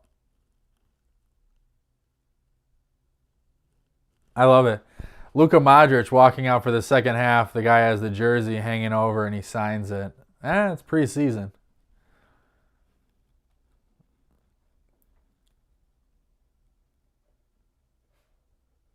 What an experience, and I love it when they do it for a kid too.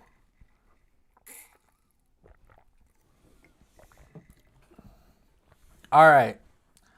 Second half is about to begin.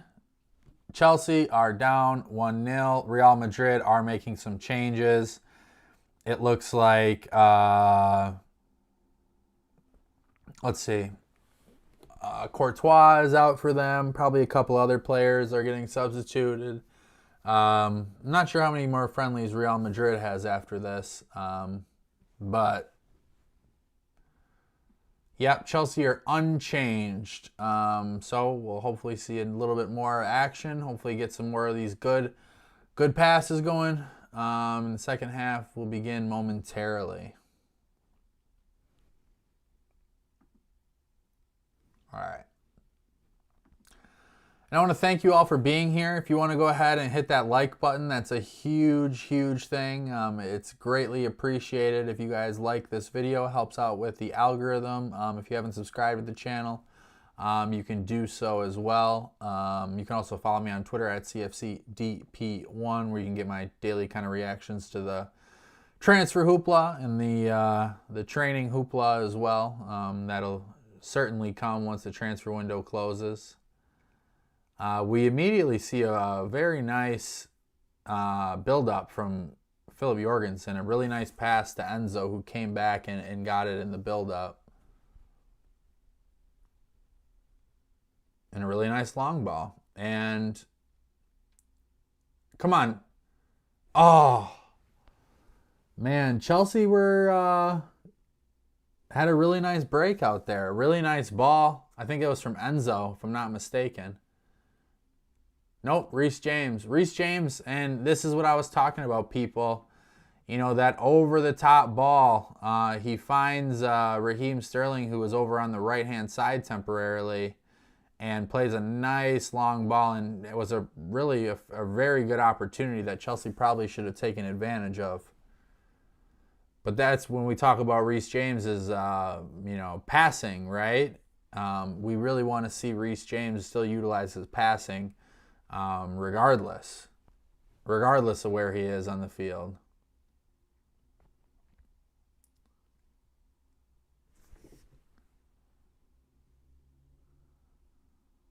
Much better, though. Much better from Chelsea so far.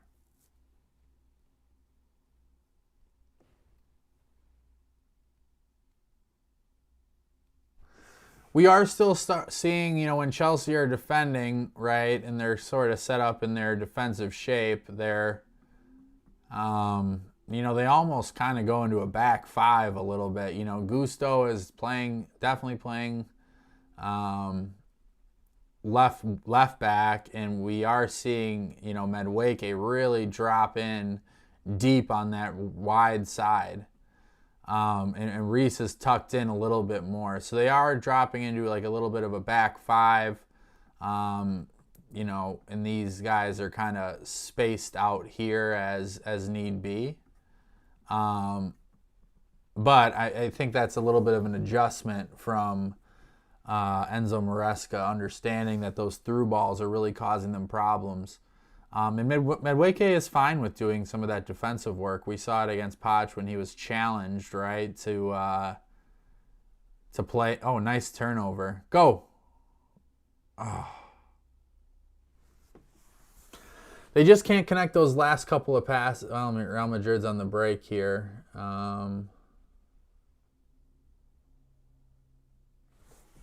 Brahim just put it wide.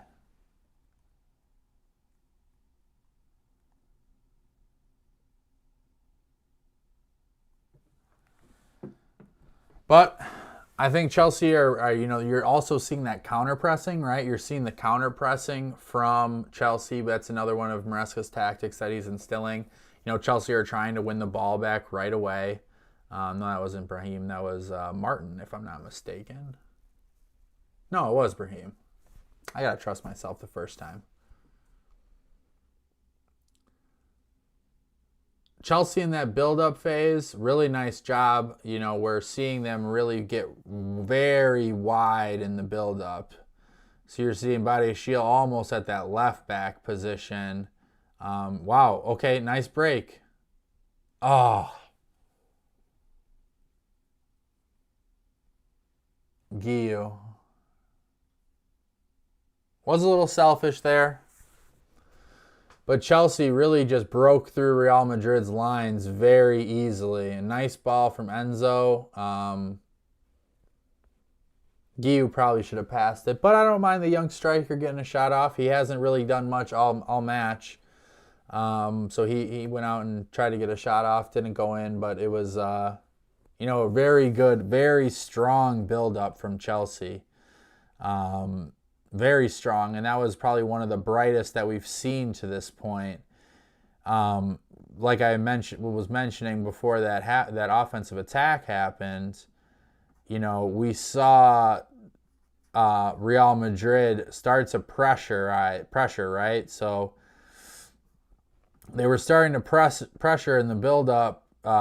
Jorgensen found it to Lavia. Lavia was getting pressured from behind, but got the pass off to Jorgensen and was able to whisk the ball over to Colwell. And Colwell then, moved it to Badiashile. Enzo makes a run. Gusto makes a run. Lavia is able to show up here in this area.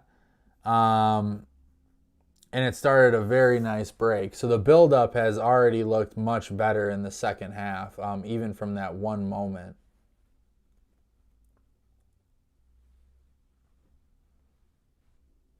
And Real Madrid are committing bodies forward for sure. So Chelsea have opportunities to break consistently. I mean, if they can break that one line, they're in quite a bit. Noni should have probably gotten a foul there.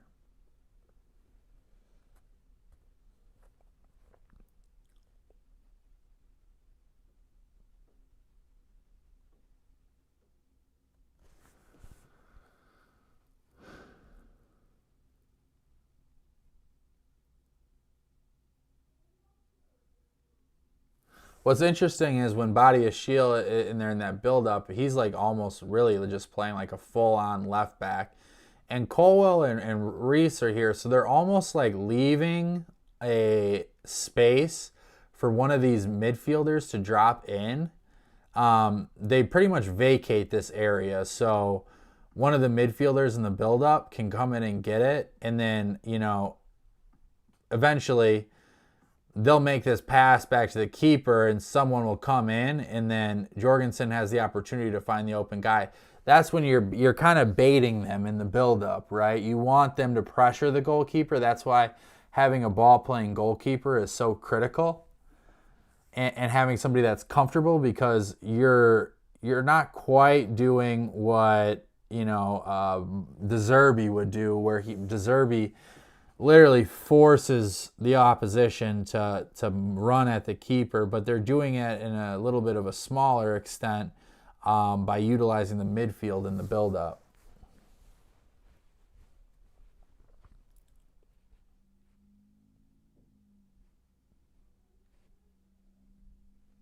Man, my neighbors are loud. I can hear them. Hopefully you guys can't.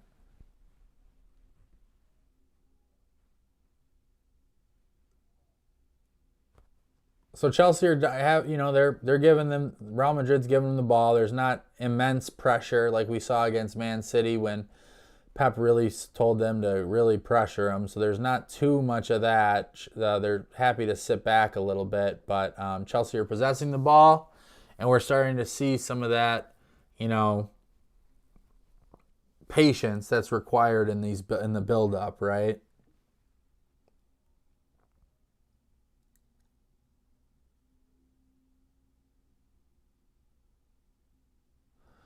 Very nice, though. Lavia's popping up in good spaces, and Nkunku's popping up in good spaces.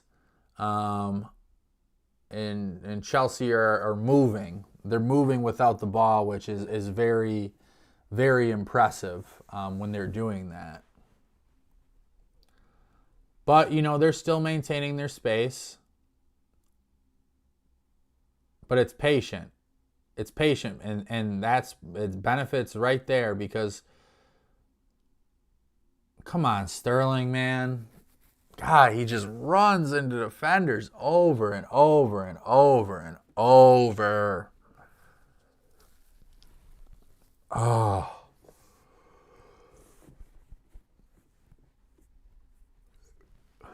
It's exhausting. It's exhausting, guys, frankly.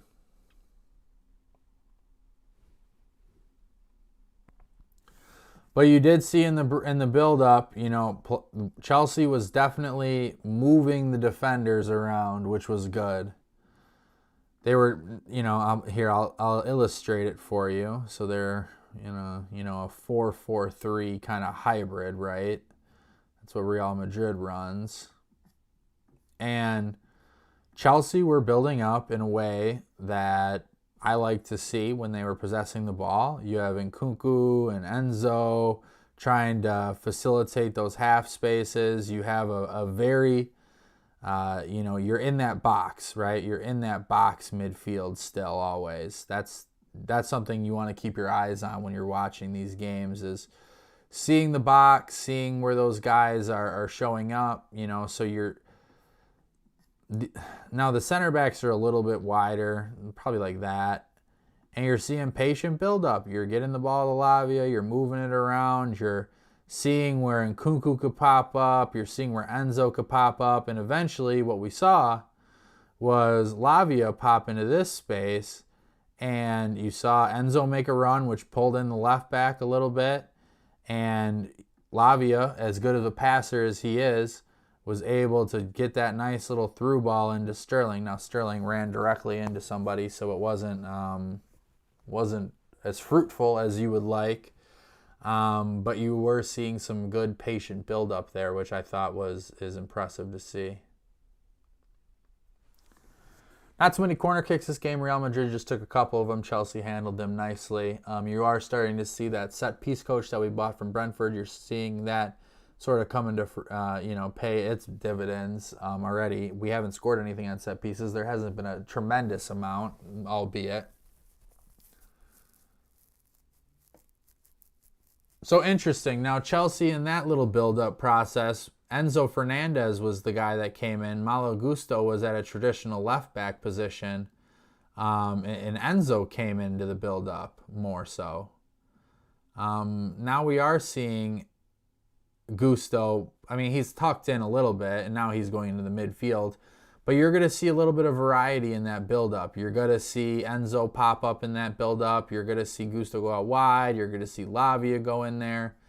So a couple of things. So, all right, a couple of substitutions coming in. Romeo Lavia is coming out.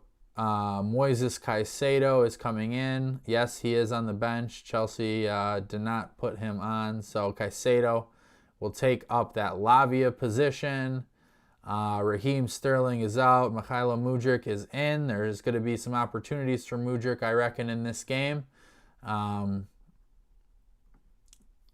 For sure, because, Sterling got a lot of chances. So hopefully they facilitate some Mudryk's ways. I think he would do well with a goal here. Good to see Caicedo out there. He'll get about roughly, half hour or so, which he needs. He needs a good half hour because he was not very good against Man City, leading to two of the goals were basically his fault. But no one's playing the blame game here. Nice little come up from nobody's in the box. But that's when the man marking does work. We saw Levi Colwill run up and win a challenge in this area, and it led to a very, very good opportunity, right? And then Levi plays a nice little pass, and it leads to a cross. There was nobody in the box, but it led to an interesting opportunity. So you will see those center backs man mark quite frequently.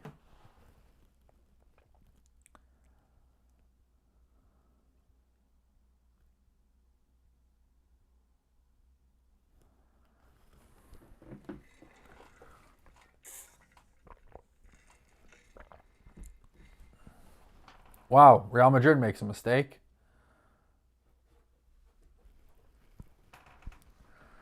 Caicedo found Guiu. Guiu put a left-footed shot on that. It was very tame, but Real Madrid making a mistake, and I think that speaks a little bit to that counter-pressing that we saw, that we've seen from Maresca. They try to win the ball back quickly. That's definitely something you're going to see now. Do they tone it down a little bit to maybe not get themselves so out of position? I would hope so. Now, it almost looks like Caicedo is playing a little bit higher, almost like where Enzo was playing. Which I think is something that a lot of people had suggested that we might see. Enzo playing further back and Caicedo playing higher, but I think it's going to be pretty fluid. Nice touch almost from Mudryk. I think we just need to see a little confidence from Mykhailo, right? I think we just need to see him get a little bit more touches. He's definitely a confidence player. He had his moments last season, which I thought were bright, but not nearly as consistent enough for us. But he is a confidence player. When he is rolling, which is, beneficial.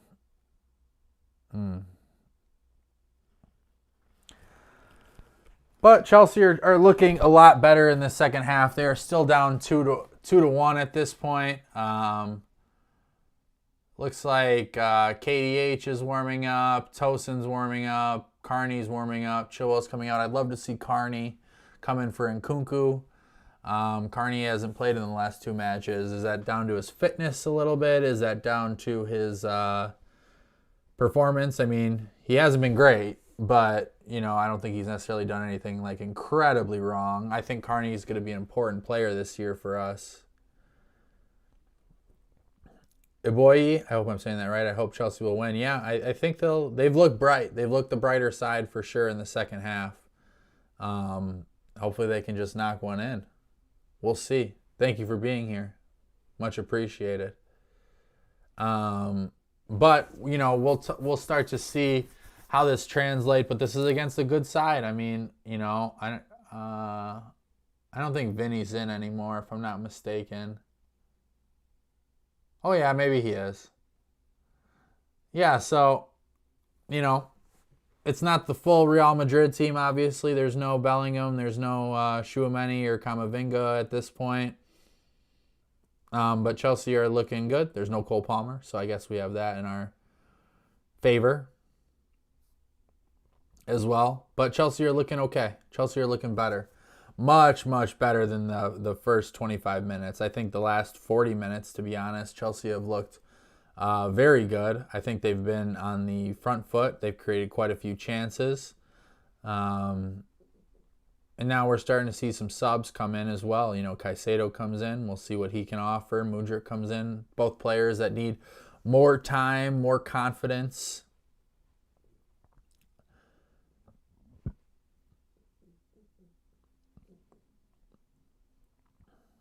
If you haven't already, please go ahead and like this video. That just one click actually just does so much, and it's greatly appreciated.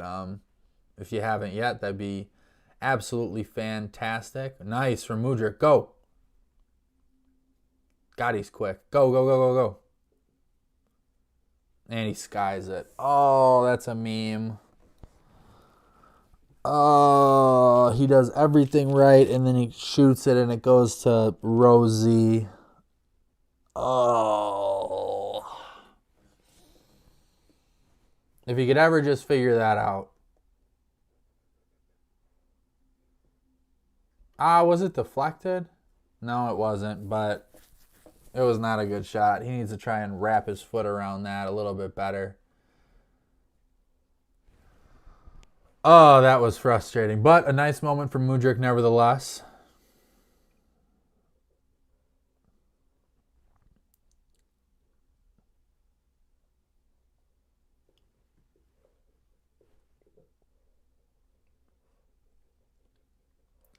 Yeah, Chelsea are definitely going into like a back five. Noni Madueke is playing very, very much so against that back line. Malo Gusto is going into that back line as well. He's, reverting, so to speak, back to his normal left back position, and Madueke is going all the way back too. I really think that Maresca said we need to worry about the defense, because if you're not tracking back, you're going to have a hard time defending those runners with three guys. So I like to see that. That's a very, very good in-game awareness thing from Maresca, right? You can't just be, well, Noni he just got cooked over there. But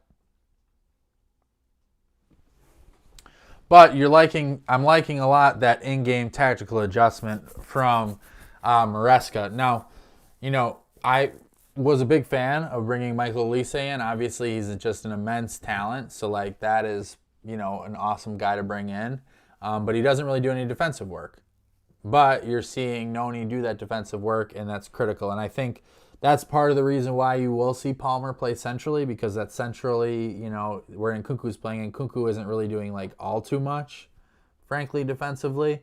So if you have Palmer there, he doesn't have to do as much work, and Noni seems happy enough to do that work. All right, so Vinny, not Barca, Real Madrid is making some wholesale changes at this point. Vinny's coming off, Rodrigo's coming off. Looks like Chelsea are making some subs. KDH is coming on for Mark Guiu, so you're going to see Guiu come off. You're going to see Nkunku move to that center striker position. And we're going to bring Kieran Dewsbury-Hall in. Dewsbury-Hall likes to work off that left. Enzo will move to that right-hand channel more than likely. I haven't been so impressed with Nkunku at striker, frankly. I think he can get disconnected from the play. I don't think he presses as hard as I would like him to.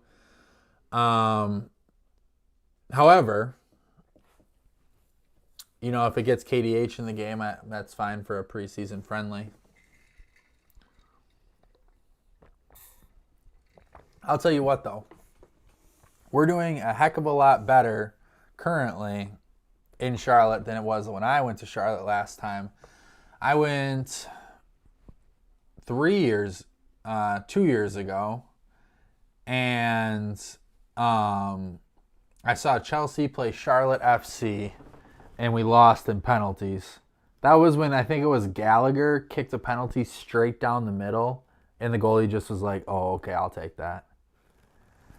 That was embarrassing. I was excited. I mean, we saw some players that you'd like to see. We saw Havertz. Well, not anymore, but at the time we saw Havertz, Mount. This was before we signed Lukaku, if I'm not mistaken. So like we saw like Michy Batshuayi out there. Yeah, I mean, just think that was only what two years ago, which is crazy to think that Batshuayi was here 2 years ago. Then we'll start to talk about some of these guys that got to get moved or taken out, put on loan. Broja is not in the matchday squad. He looks like he's going to get moved. There's been more talks in the last few days about him having Premier League interest. I think if you can get 20 million for him or even 18, I would snatch it off your hand right away. Mudryk, nice chest control, turns it over. Man, that left wing is just real bad. That's why I think Nico Jackson would be fine there. I mean, he's not a prototypical left winger or a touchline winger, but I think he'd be much better than what we have over there. So you have the strikers, Fofana, you have Broja that need to move, that will certainly get interest, and Chelsea Hope are permanent sales. You probably turn a quick profit on Fofana, maybe make a couple million. Broja obviously would be straight profit. Then you have to consider, wow, Noni, what a dribble. I mean, he fell over after, but nice dribble.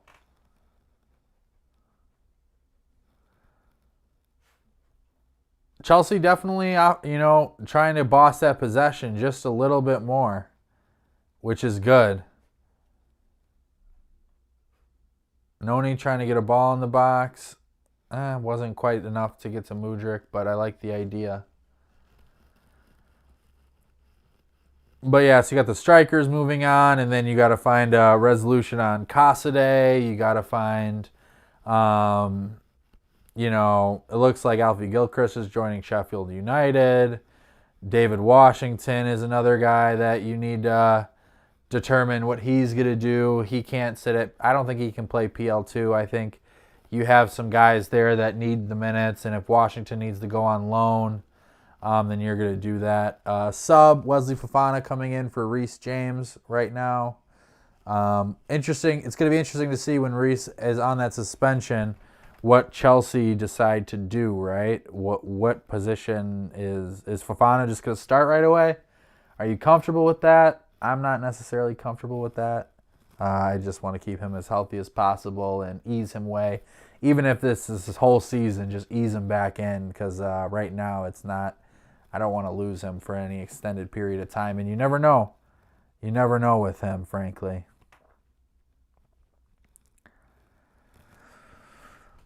We're almost at 4K views for this. This has been awesome, guys. Thank you for everybody that's checked in. I really appreciate it.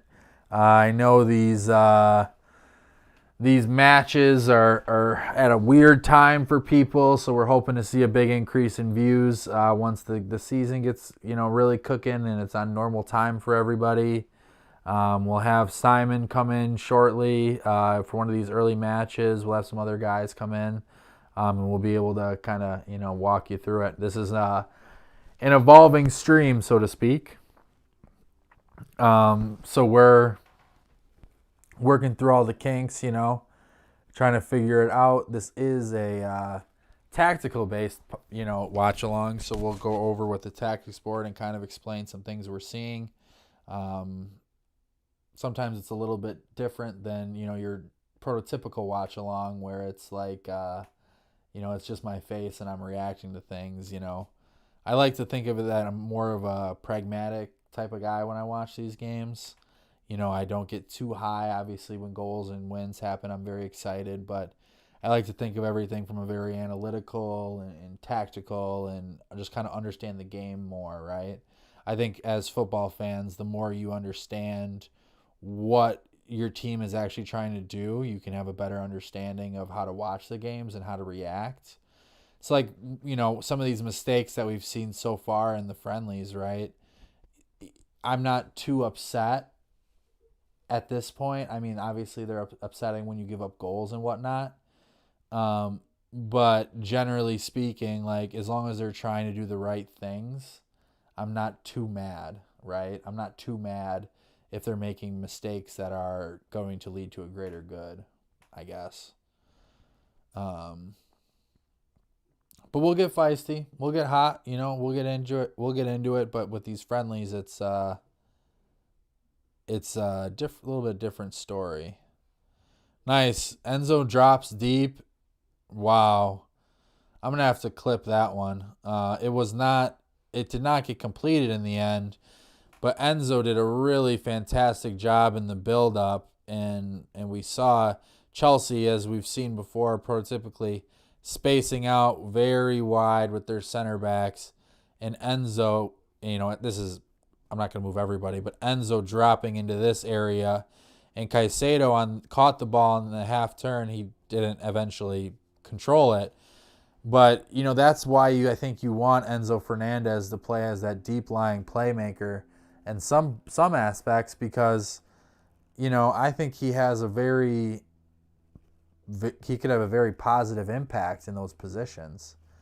Just by the way that he can make those long passes. And he, when he's rushed and there's players all around him, it's very difficult. But when he has time to think and, find the guy, his completion rate is very good. So I'd like to see Chelsea tie it up. They've definitely really done a very good job this second half. And I think basically after the first 20 minutes, they've been on the front foot during this match.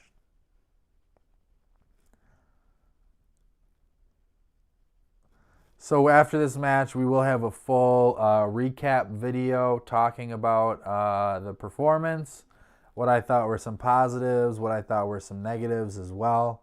Definitely some in both boats at this point. As we inch closer to the season, we have Inter Milan on Sunday. I think that's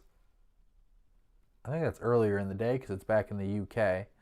And then we'll have a week of training, week of preparation, and then it's Manchester City at home. So tough way to start the season, but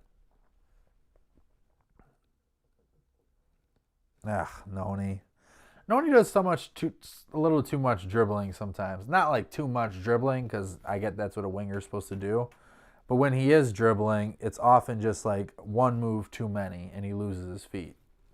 Which is fine, because like I like him to be adventurous and take people on because that's his strong suit. But sometimes it's just like move after move after move, and eventually he kind of like almost trips over himself or tires himself out.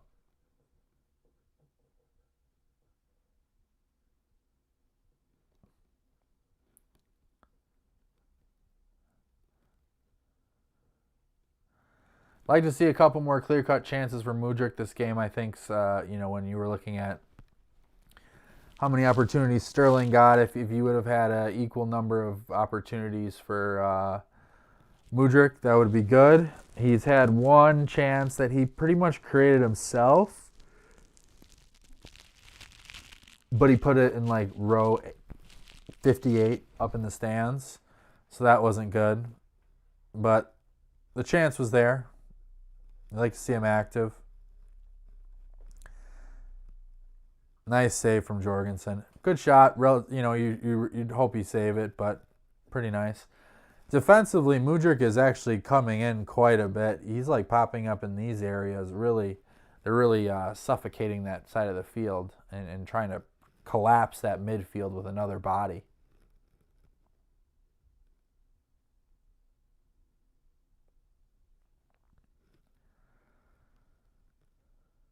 All right, we're at the 75th minute.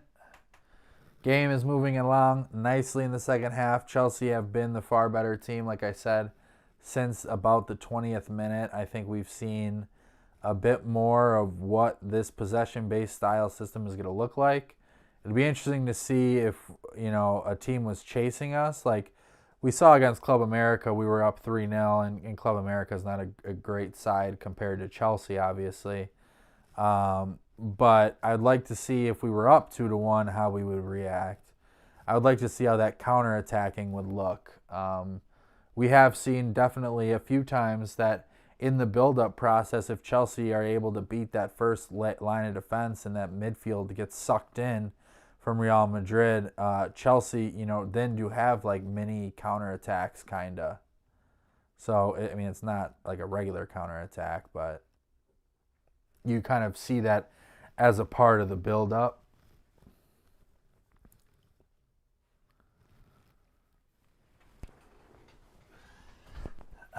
In Nkunku, he really does look disconnected up front as a striker. I like him more as a midfielder, as like an 8. I understand he's probably playing up there just because we don't have Nico, or eventually Samu is going to be up there. But he does look fairly disconnected up there, and they're not really utilizing him really to his full abilities up there. I mean, when he played striker at Leipzig, he really thrived on, playing alongside another striker. So it was never just him solely up top.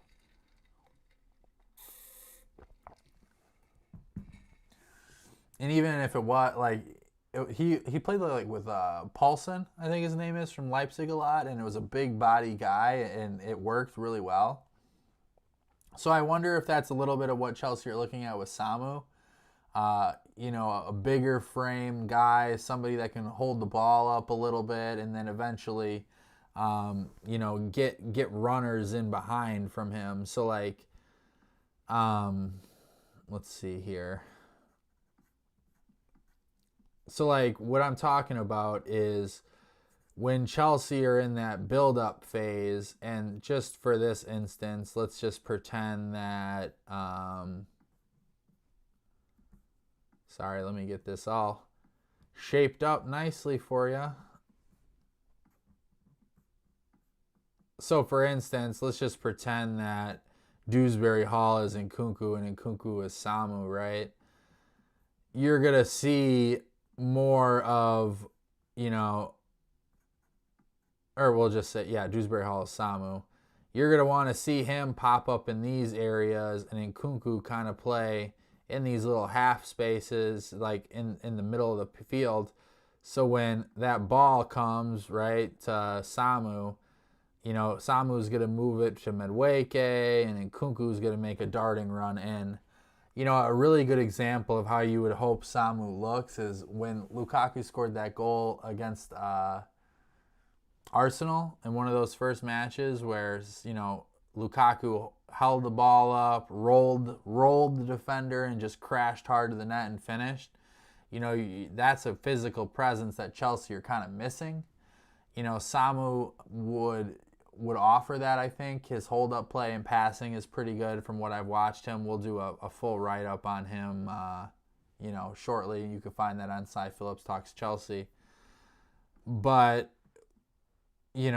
Jackson, if he's playing where Nkunku is and he's holding the ball up, he likes to dribble out of stuff and try to get around and create that way. He's not a hold and roller, so to speak, like an Lukaku would be, or hopefully Samu would be, right? Which is just a different profile. I mean, different games are going to have different opportunities.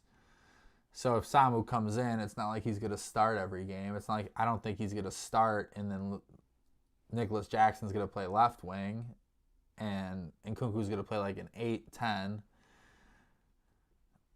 That could be interesting, I guess. Then you have, 3 strikers on the field. If you have, Nico playing out here, you're having Samu play here, you're having Nkunku play here. Dan in the chat says, if Nkunku plays striker for us, that's a problem. He's not a natural 9. Not that we have one. Ideally, he plays behind the number 9 with Palmer at right wing, even though I'd love Noni to start too. Yeah, but I think let me say it like this. I think that Noni is great for that right wing position because he is a touchline winger. I don't think that Palmer is great for that because I think that the wing positions do not have a lot of flexibility into where they can go. If you watch those eights where like Enzo and Nkunku were from the beginning of the match, they were all over the field. They were popping up here, they were switching sides and whatnot. And I think ideally that's where you want Palmer to be. Because if you have Palmer in this area and you have a natural winger, ideally when you look at Maresca's system and you've watched it in the past, that pass is so critical. And we haven't seen a ton of it yet because I don't know if you have that person necessarily that's able to make that pass or is heady enough, but I think Palmer is. So if you have Palmer in those middle half spaces, it's much more shooting opportunities. You really want your wingers to take guys on. Now, Noni and Sterling have just turned the ball over just a bunch today, right? So, it's not really worked for them, but that's ideally what you want them to do. And I don't think Nkunku's going to play 9. I think it's just an option if they need it. But if Samu comes in, I would imagine it's going to be Samu and Nico that's going to play striker. But if you want to get both on the field, and then maybe that's an opportunity to keep Guiu then to come in and deputize for that position.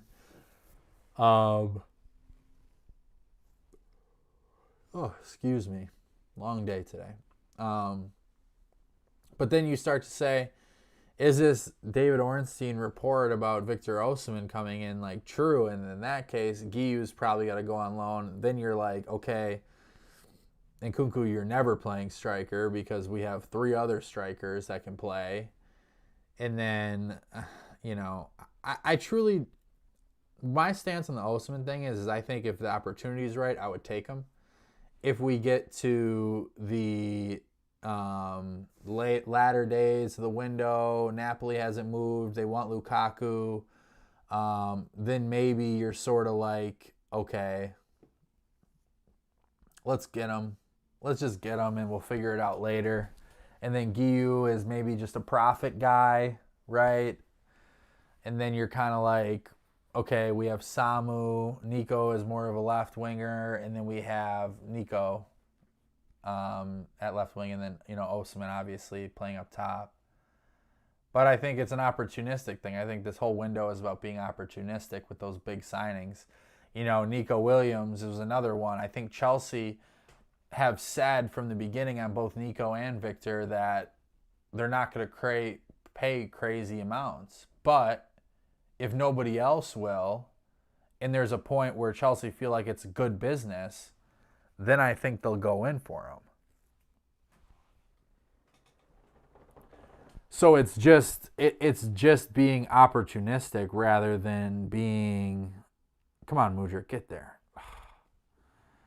It's being opportunistic rather than being so headstrong. I mean, you get so headstrong on a Caicedo and an Enzo, and those cost 115, 105 million a piece. Now, I'm very happy that we got them, right? So I'm not too bent out of shape about it, but I think at a certain point you kind of have to have your number.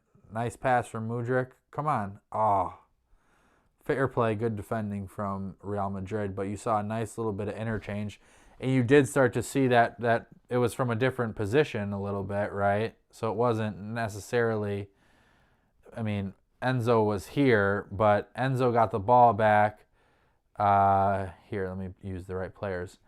Enzo got the ball back from Mudryk, and Enzo was able to play that sly little pass in, perfectly weighted to Mudryk. So that was good. That was a tactic that we saw. All right, so we're on a set piece.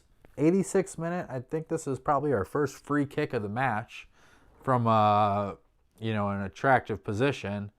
Noni's on it. Let's see a little bit of the new set piece coach and see what he's got for us. We got, as we had mentioned before, we want big center backs that can pass. The height is critical in this sense. So we got a tall body of Shield, a tall Coel, Levi who's tall in the box right now. Noni is on it with his left foot. Gusto, Caicedo, and Dewsbury Hall are outside. Mudryk is kind of on that back post. I'd imagine Mudryk's going to make a run to the back post. Maybe get a flick on. All right, so it is Noni. I don't know. Is he going to try and shoot it? No. He just skies it over the bar. Well, Noni, don't worry. That's not going to be you on set pieces come a week. That's going to be Caicedo. Not Caicedo. Oops. That's going to be Cole Palmer.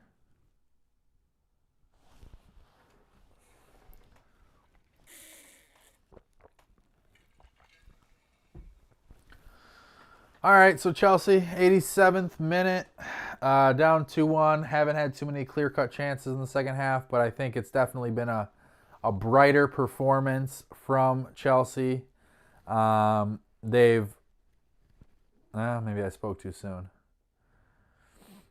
They've really addressed those through balls that were really bothering them, even when the second half when Vinny and Rodrigo were on. They've addressed those. And that's been a positive. I think that Enzo Fernandez has had a very good game. He had an assist, obviously, but you saw him pop up into more positions that I think are advantageous to him, dropping in a little deeper at times, but also still having the versatility to pop up into different areas. I think it's been positive. We're also, I think Romeo Lavia has continued his excellent form thus far. I think he is a guy that's going to be able to start right away. I would not be surprised if you saw him week 1. And the rest of the guys have just, kind of been out there. Nothing really sensational, nothing really horrible. Dan says, appreciate the feedback. Speaking of Samu, thoughts on signing him? 20-year-old who scored 9 goals in 35 games in the Liga. Feels like Nico all over again.